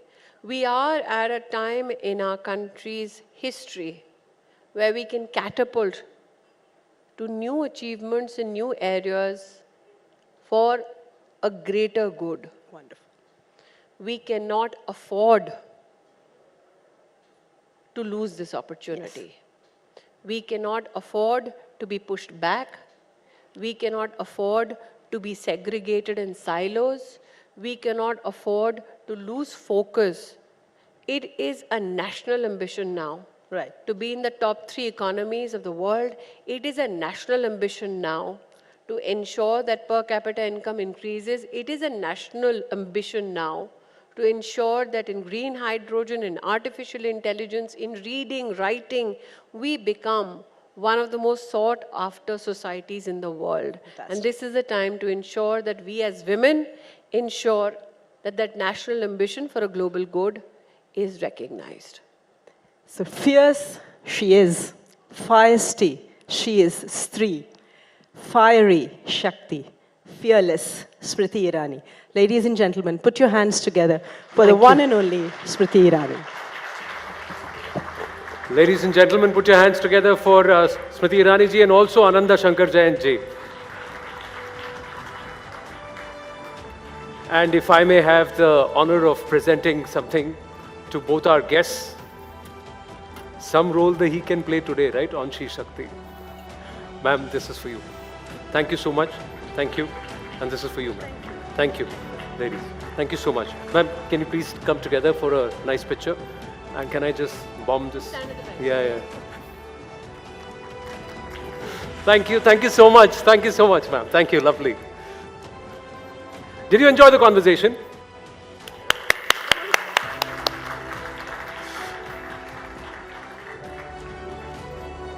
This way. Good.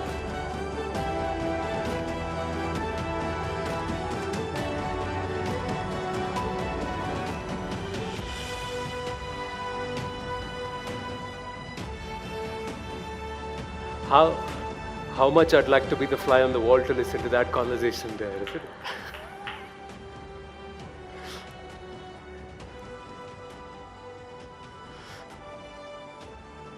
Thank you so much, ma'am. Thank you for your time. Thank you so much.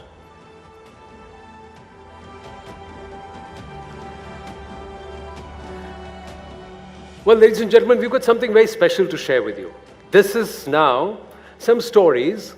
You'll see a lot of achievers, a lot of the manifestation of Sheshakti on the Rising India Sheshakti platform today. But we've also put out certain stories that are equally inspirational.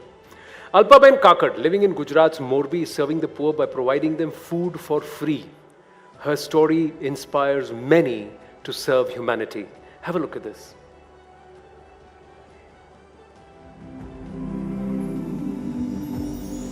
Jan Seva, Hi Prabhu Seva. Service of people is the service of God, is the mantra of Alpaben Kakkar's life. A homemaker in Gujarat's Morbi, she doesn't let poor people sleep with empty stomachs and feeds hungry people free of cost. For the last 5 years, Alpaben Kakkar has been feeding the poor in Morbi district. Be it slums or anywhere, Alpaben has taken it upon herself and is distributing food to the needy. ઘણા સમયથી હું પહેલા તો વિસ્તારમાંથી જૂના કપડા ઉઘરાવતી અને ઝૂંપડપટ્ટી વિસ્તારમાં વિતરણ કરવા જતી. ત્યારે એ લોકોની પરિસ્થિતિ જોઈને જેને એક ટાઈમની ભોજન નથી મળતું.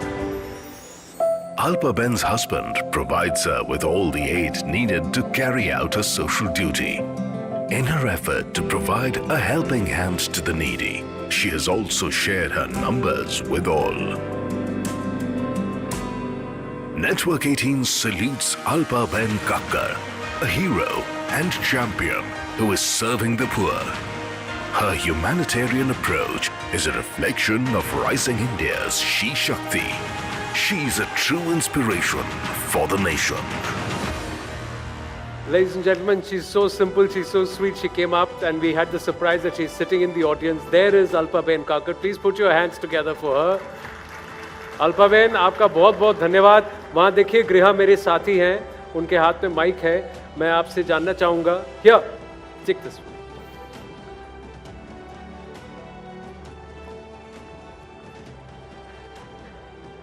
तो ये लोगों को खाना खिलाती हैं आप. बहुत शुक्रिया हाँ. आपका हमारे साथ जुड़ने के लिए और इतने सारे लोग आपसे यहाँ पे मुखातिब होने आए हैं. सबसे पहले तो कैसा लग रहा है आपको? इतना बड़ा मंच है राइजिंग इंडिया शक्ति का, तो सबसे पहले इसके बारे में बताइए. मैं अपना सौभाग्य मानती हूँ कि मुझे आने का मौका मिला. पहले मुझे कॉल आया तो मुझे मानने में नहीं आता था.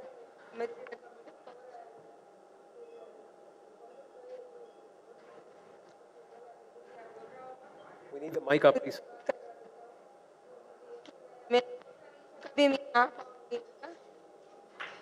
बहुत अच्छा लग रहा है आप सबसे मिलके.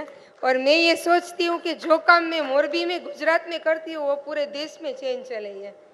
कोई भी जगह पे शादी ब्याह होता है, बर्थडे सेलिब्रेशन होता है, पुण्यतिथि होती है, कहीं से भी खाना में इकट्ठा करके स्लम विस्तार में सबको खाना खिलाने जाती हूँ. ये चेन मैं पूरे देश में चलाना चाहती हूँ क्योंकि मैं सब जगह पे नहीं पहुँच सकती हूँ और मैं ये दौर से गुजर चुकी हूँ. भूख और दुख मेरे गुरु है, इसलिए मुझे पता है भूख लगती है ना तब क्या होता है.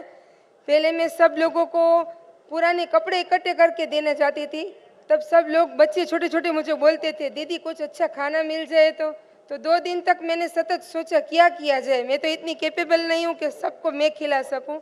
तब मैंने ये प्लान किया कि चलो कुछ शादी ब्याह में जब खाना बचता है तो सब मुझे कॉल करते हैं, मैं लेने जाती हूँ और सबको खिलाती हूँ. 6-7 साल से ये काम करती हूँ मैं और मुझे बहुत आनंद आता है. मैं खुद किराए के घर पे रहती हूँ लेकिन कुछ अच्छा काम करने के लिए पैसों की ज़रूरत नहीं रहती है. बिना पैसे भी हमको सब कुछ कर सकते हैं. अल्पाबेन ये बताइए, जब शुरुआत करते हैं तो सबसे ज़्यादा मुश्किल वक्त होता है. आपके लिए कोई ऐसी वो कहानी जब आपने शुरू किया था कि आप ये करना चाहती हैं लोगों के लिए, सबसे मुश्किल वो दौर कौन सा था और आपने कैसे उसको ओवरकम किया? अच्छा काम करने के लिए मुश्किल तो रहती है दीदी. सब बोलते थे भिखारी की तरह सब जगह खाना इकट्ठा करती है, खाना देने जाती है. कोई बोलता था कि खाना खा जाती है, खुद खाना नहीं बनाती है. सब ताने सुने, सब सुना है, लेकिन मैं चुप रही हूँ. इसलिए मैं आज यहाँ पे हूँ. मैं कुछ बोली नहीं हूँ, सबने सब कुछ बोला, मैंने बहुत सहन किया है. अगर मैं कुछ बोलती तो आज मैं यहाँ पे नहीं होती. Ladies and gentlemen, huge round of applause for Alpaben. Alpaben. Thank you so much. आपको बहुत बहुत धन्यवाद कि आप आई और आपकी कहानी सुन करके I hope there are many who want to do work like you and help you also. Thank you so much Alpa ben. बैठिए. Thank you. Round of applause for Alpa ben Kakad please. ऐसी बहुत सारी कहानियां हैं, इतनी सारी कहानियां हैं कि राइजिंग इंडिया शी शक्ति के लिए जब हम मंथन कर रहे थे तो ऐसी ऐसी कहानियां दिखी, बोली इन सबको कैसे लेकर आए एक दिन में इतने साल. So what we did is we've tried to put this out across our News 18 network in the run-up to Rising India She Shakti, and we'll continue to put out such stories. Another story, ladies and gentlemen. A 25-year-old Asha Malviya, a national-level mountaineer from Bhopal, on an Indian bicycle tour to raise awareness about women's safety and empowerment. आज हमारे भारत देश की महिलाएं हैं जो कहीं ना कहीं भारत में होते हुए भी ये सोचती है कि हमें डर लग रहा है, हम सुरक्षित नहीं हैं. तो मुझे उसी डर को खत्म करना था, इसीलिए मैंने प्रोजेक्ट बनाया. As part of a Sampurna Bharat Yatra, Asha has already covered 25,000 kilometers across 23 states and continues to pedal for women's empowerment. ऐसे डिफिकल्ट तो कुछ था नहीं, क्योंकि मैं हर प्रॉब्लम को कभी भी प्रॉब्लम के अकॉर्डिंग नहीं, एक चुनौती के अकॉर्डिंग देखती हूँ. News 18 Network salutes Asha Malviya, a reflection of rising India's She Shakti. There she is, Asha Malviya. और मैं आपको बताऊं, उनका मोटो है. आशा जी, आपको लगता है आज अभी आपने कितने किलोमीटर कर दिए? सबीना हमारे साथ हैं, जरा बताइए. 25,000 किलोमीटर करने का आपका लक्ष्य था, जहां तक मुझे याद है. Yes sir. सबसे पहले तो बहुत बहुत बधाई और शुभकामनाएं आपको शी शक्ति की एक शानदार मिसाल बनने के लिए. अपने सफर के बारे में हम चाहेंगे आप आज पूरे देश को बताएं. सबसे पहले तो धन्यवाद करती हूँ मैं हमारे पूरे भारत देश का और पूरे विश्व का. और मैं इस यात्रा की शुरुआत 1 नवंबर 2022 को भोपाल से करके अभी तक 24,000 किलोमीटर में कर चुकी हूँ. और इस यात्रा का समापन भी मैं 15 अगस्त को दिल्ली में कर रही हूँ. और इसके पीछे का खास मकसद भी हम चाहेंगे कि आप देश भर की महिलाओं को बताएं. मेरा इस यात्रा का उद्देश्य है महिला सुरक्षा, महिला सशक्तिकरण. यस सर, मैं अभी तक 24,000 कर चुकी हूँ. यस सर, अकेले ही मैं सोलो साइकिलिस्ट हूँ. डर नहीं लगा आपको? सर, मुझे उसी डर को खत्म करना है, क्योंकि हमारे भारत देश में कहीं ना कहीं मैं बहुत सारी गाँव में ऐसे विजिट करती थी, तो हमारे भारत देश की महिलाओं में कहीं ना कहीं छोटी सी एक चीज़ होती थी कि हमें डर लग रहा है. तो मैं इस राइड को रात को और दिन में दोनों टाइम करती हूँ. कभी कभी मैंने 24 घंटे भी कंटिन्यूसली राइड किया है. और मैं यही प्रूव करना चाहती हूँ कि हमारा भारत देश वाकई सुरक्षित है या नहीं. तो मैंने अभी तक भारत देश में ये जाना है, इन 28 राज्यों में, कि हमारा भारत देश बहुत सुरक्षित देश है. यहाँ महिलाओं की सुरक्षा का प्रॉपर ध्यान रखा जाता है, लेकिन इसकी फर्स्ट जिम्मेदारी हमारी खुद की होना चाहिए, प्रत्येक महिलाओं की, प्रत्येक देशवासियों की होना चाहिए. क्या बात है, 24 घंटे भी साइकिल राइड किया. एंड लुक एट हर, छोटा पैकेट बड़ा धमाका है. आप बहुत big round of applause for Asha Malviya please. Ladies and gentlemen, we've got a message from the Honorable Chief Minister of Madhya Pradesh. The government of Madhya Pradesh has actually helped Asha Malviya, who actually hails from Uttar Pradesh, in her quest to come and cycle across the length and breadth of Bharat. If you see a lot of activity around you, uniformed gentlemen and personnel around, that's the cue that the President of India is at the Taj Palace. She is right next door at the Wazir Hall, and she should be in our midst very soon. But before that, this message from Shivraj Singh Chauhan ji. प्रिय मित्रों, प्रधानमंत्री नरेंद्र मोदी जी का संकल्प है एक वैभवशाली, गौरवशाली, संपन्न, समृद्ध और आत्मनिर्भर भारत का निर्माण.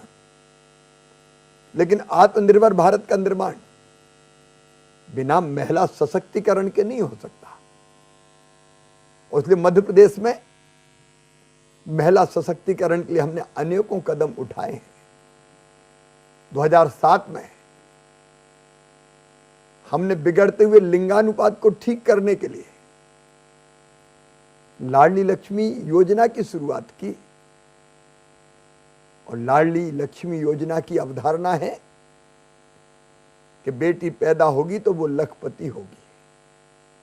आज मध्य प्रदेश में 45 लाख से ज्यादा लाडली लक्ष्मी बेटियां हैं, जिनकी पढ़ाई लिखाई और आगे बढ़ने का मार्ग हमने प्रशस्त किया है. इतना ही नहीं, ये मध्य प्रदेश पहला राज्य था देश में जिसने स्थानीय निकाय के चुनाव में 50% रिजर्वेशन अपनी बहनों को दिया था. मुझे बताते हुए खुशी है कि 52% से ज्यादा बहनें स्थानीय निकायों के चुनाव में चुनकर आई हैं और ग्राम और नगर सरकारें चला रही हैं। हमने 50% आरक्षण शिक्षक जैसी नौकरियों में भी दिया और 30% भर्तियां बेटियों की मध्य प्रदेश पुलिस में भी की। अगर कोई बहन बेटी के नाम पर मकान, दुकान, खेत खरीदता है तो स्टाम्प शुल्क केवल 1% लगता है। उसलिए अब संपत्तियां बड़ी मात्रा में बहनों के नाम पर खरीदी जा रही है। संबल जैसी योजना ने मध्य प्रदेश की बहनों को बहुत संबल दिया और मुख्यमंत्री कन्या विवाह योजना ने बेटियों के विवाह को बोझ नहीं रहने दिया। अभी अभी हमने लाडली बहना योजना बनाई। ये मुख्यमंत्री लाडली बहना योजना बहनों की जिंदगी में एक नया बदलाव लेकर आई है, खुशियों की सौगात लेके आई है। इस योजना में लगभग 1.25 करोड़ बहनों के खाते में हर महीना 1000 रुपया डाला जा रहा है। महिला सशक्तिकरण के लिए योजना बहुत महत्वपूर्ण साबित हो रही है। और एक और शुभ समाचार जानकारी मैं आपको देना चाहूंगा कि इन सब का परिणाम है कि मध्य प्रदेश में लिंगानुपात बढ़कर अब 1000 पुरुषों पे 976 महिलाएं हो गया है। बेटियों की संख्या निरंतर बढ़ रही है। बहुत बहुत शुभकामनाएं। धन्यवाद। Well, that was a message from Shivraj Singh Chauhan ji. Madhya Pradesh, on the one hand, sees a lot of floods. On the other hand, it also sees water scarcity or drought. And amidst this water crisis in Madhya Pradesh's Bundelkhand region, this is the story of a young resident, Babita Rajput, whose effort and innovation led to a solution to this entire problem. Have a look at this. Women in Madhya Pradesh's Bundelkhand region regularly struggle to travel several kilometers to get water. The young resident, Babita Rajput, devised an idea that solved the problem for her village. हमारे गांव में पानी की अत्यधिक समस्या थी, जहां पर अगर हैंडपंपों पर देखा जाए तो लाइन लगाकर लोग खड़े होते थे और सर पर 3 से 4 घड़े लेकर महिलाएं आती थी। 2 सर पर, एक हाथ में, एक कमर पर, इस प्रकार से पानी भरती थी। She collaborated with an NGO and led a group of over 100 women to dig through a mountain 107 meters long to connect their dried up pond to a nearby canal. Her efforts were recognized by Prime Minister Narendra Modi during his Mann Ki Baat address. News18 Network salutes Babita's courage, determination and leadership, an inspiration for all.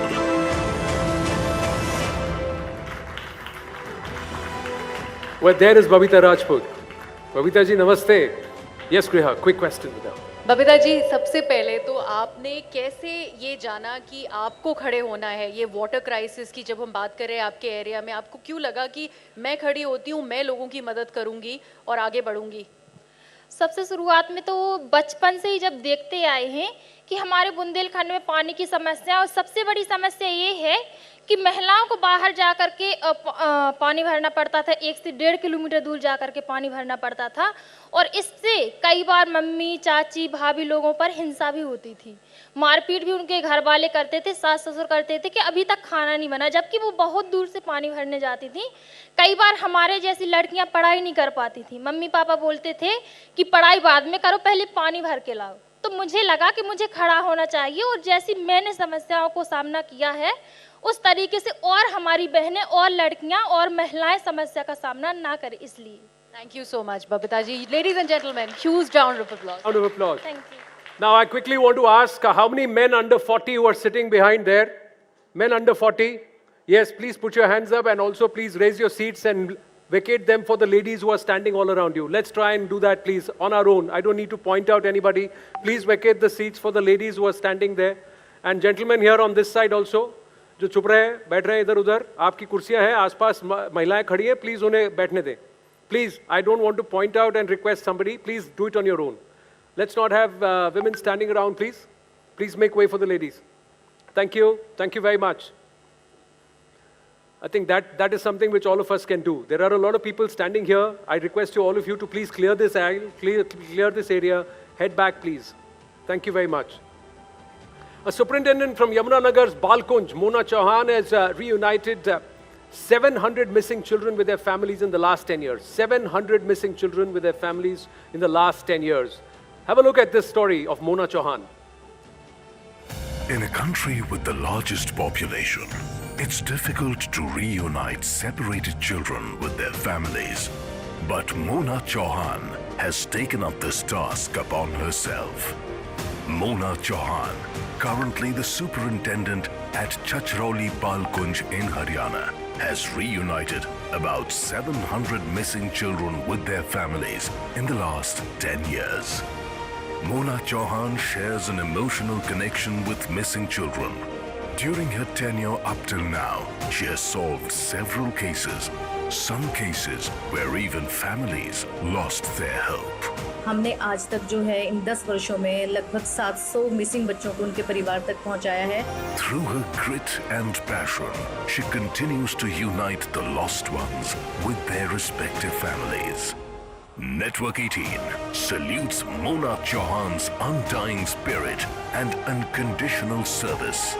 Her inspiring story is a true example of Sheshakti, who believes in Main Kar Sakti Hoon.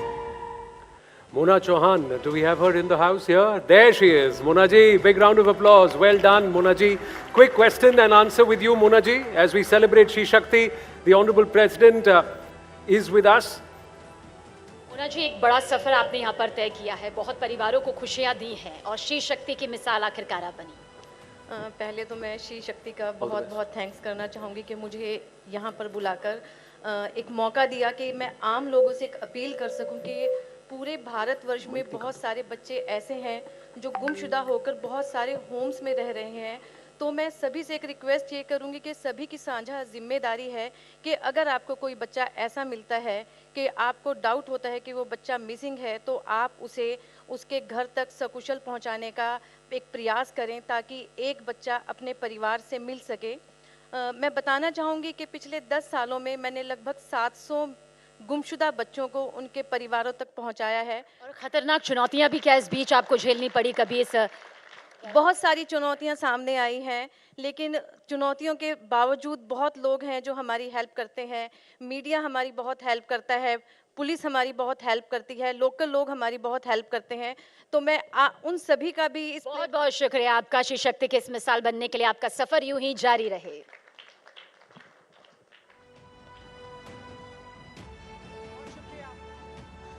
देवी और सज्जनों, महामहिम राष्ट्रपति द्रौपदी मुर्मू जी वजीर room का रुख कर चुकी हैं। बस कुछ ही देर में राष्ट्रपति जी हमारे समक्ष होंगी। भारत की नारी सशक्तिकरण की मिसाल बन चुकी महामहिम राष्ट्रपति द्रौपदी मुर्मू जी कुछ ही पलों में हमारे बीच होंगी।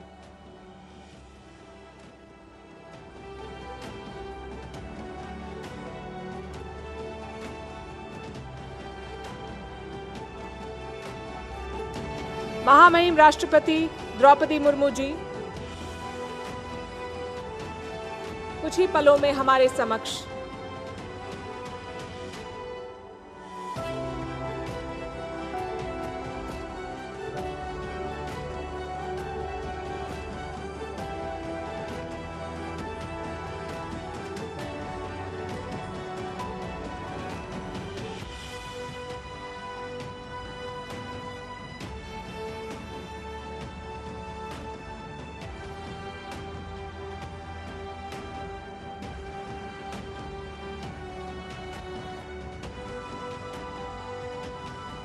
महिला सशक्तिकरण की एक मिसाल।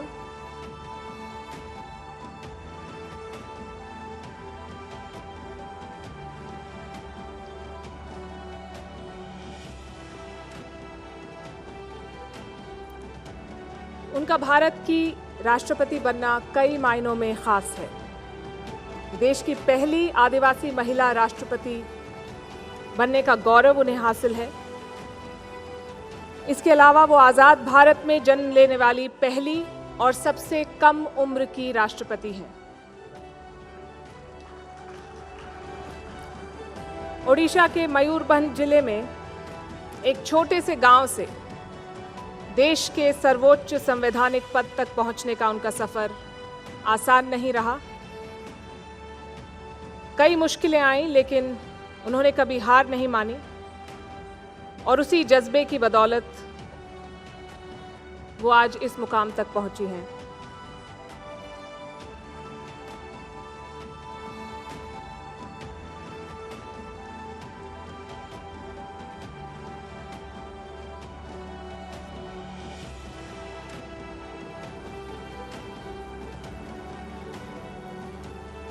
कुछ ही क्षणों में महामहिम राष्ट्रपति जी हमारे समक्ष होंगी। नेटवर्क 18 अपने राइजिंग इंडिया शी शक्ति मंच से भारत की महिलाओं के हौसले और जज्बे को सलाम करता है और ऐसे मंच पे राष्ट्रपति का होना हम सभी के लिए गर्व की बात है। उनकी यात्रा हम सभी को प्रोत्साहित करती है। शी शक्ति के जरिए हम महिलाओं की शक्ति, दृढ़ता और असीमित संभावनाओं के समागम को सम्मानित करने का एक छोटा सा प्रयास कर रहे हैं।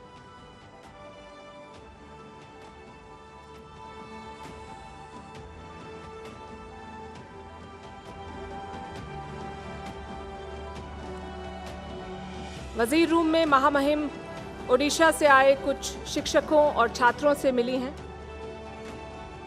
वो खुद एक शिक्षिका रह चुकी हैं। वो जानती हैं कि एक परिवार, समाज और देश के लिए योग्य और होनहार छात्र तैयार करने में एक शिक्षक की कितनी बड़ी और कितनी अहम भूमिका और योगदान है।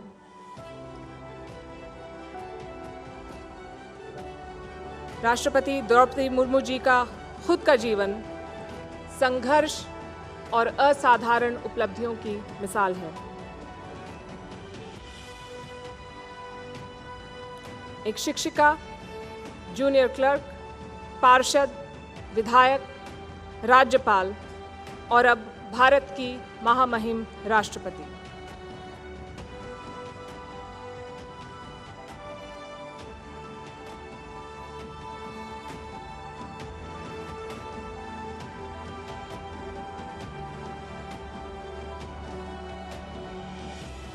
श्रीमती द्रौपदी मुर्मू जी देश की 15वीं राष्ट्रपति हैं।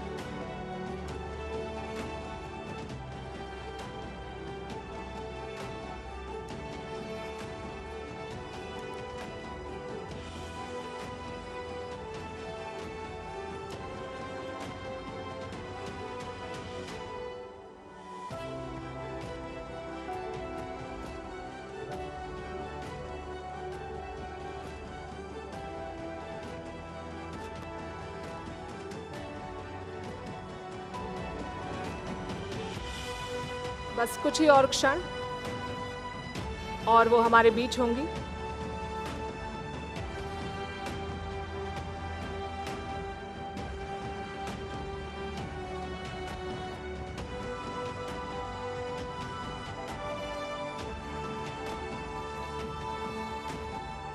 नेटवर्क 18 के राइजिंग इंडिया श्री शक्ति मंच से सिर्फ भारत ही नहीं बल्कि पूरे विश्व की महिलाओं के जज्बे और हौसले को सलाम करने की ये एक छोटी सी कोशिश है।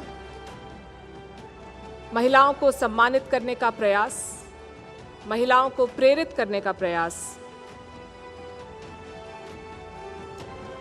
अलग अलग विषयों और क्षेत्रों में महिलाओं के योगदान को पहचानने और उनकी उपलब्धियों का जश्न मनाने की प्रतिबद्धता का एक प्रतीक है ये राइजिंग इंडिया शी शक्ति इवेंट।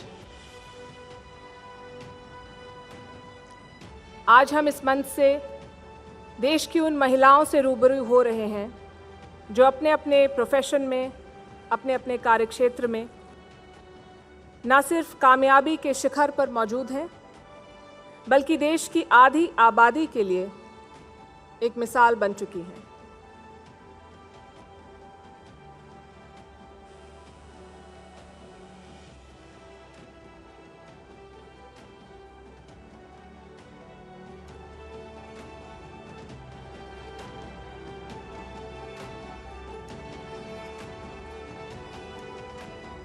महामहिम राष्ट्रपति द्रौपदी मुर्मू जी के हमारे बीच आने तक हम एक बार फिर से आपको राइजिंग इंडिया शी शक्ति इवेंट के पीछे जो हमारी सोच है, जो हमारा प्रयास है, उसके बारे में बताना चाहते हैं। आसमान ही नहीं, मैं अंतरिक्ष भी छू सकती हूँ। सरकार हो या कारोबार, हर बागडोर संभाल सकती हूँ। उठाए अगर कोई दुश्मन आंख, तो करारा जवाब दे सकती हूँ। महामहिम राष्ट्रपति हमारे बीच आ चुकी हैं। सदन में उपस्थित सभी माननीय अतिथियों से निवेदन है कि वो देश की फर्स्ट सिटीजन महामहिम राष्ट्रपति द्रौपदी मुर्मू जी का जोरदार तालियों से स्वागत करें।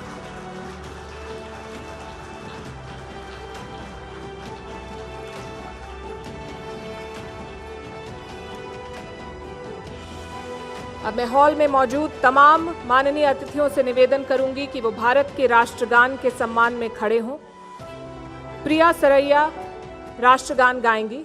प्रिया हिंदी फिल्म जगत की जानी मानी प्लेबैक सिंगर और गीतकार हैं और वो भारतीय और पाश्चात्य क्लासिकल संगीत में उस्ताद हैं। आइए स्वागत करते हैं प्रिया सरैया का।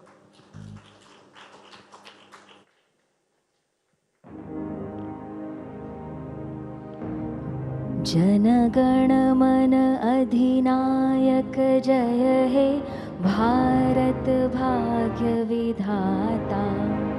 पंजाब सिंधु गुजरात मराठा द्राविड़ उत्कल बंगा।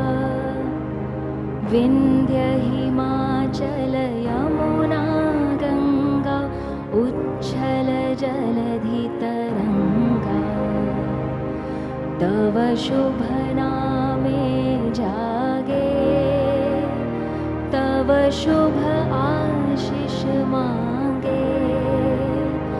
गाहे तव जय गाथा।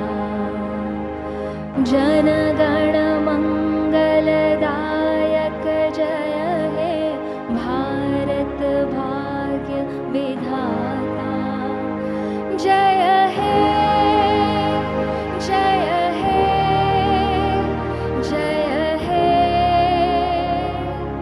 जय जय जय जय हे।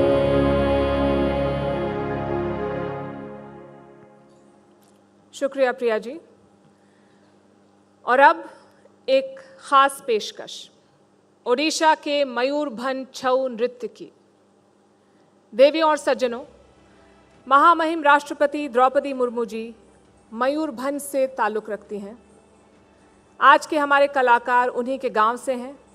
ओडिशा का मयूरभंज अपने छऊ नृत्य के लिए प्रसिद्ध है। छऊ एक नाट्य नृत्य है और इसमें नृत्य के साथ साथ युद्ध कला का मिश्रण भी होता है। छऊ नृत्य में देवी देवताओं और कभी कभी पशुओं के पात्रों को चित्रित किया जाता है। आज हमारे कलाकारों को ट्रेन किया है देश विदेश में प्रख्यात नृत्य कला में निपुण सुभश्री भौमिक जी ने। आप सभी से आग्रह है कि ओडिशा से आए हमारे कलाकारों का जोरदार तालियों से स्वागत करें।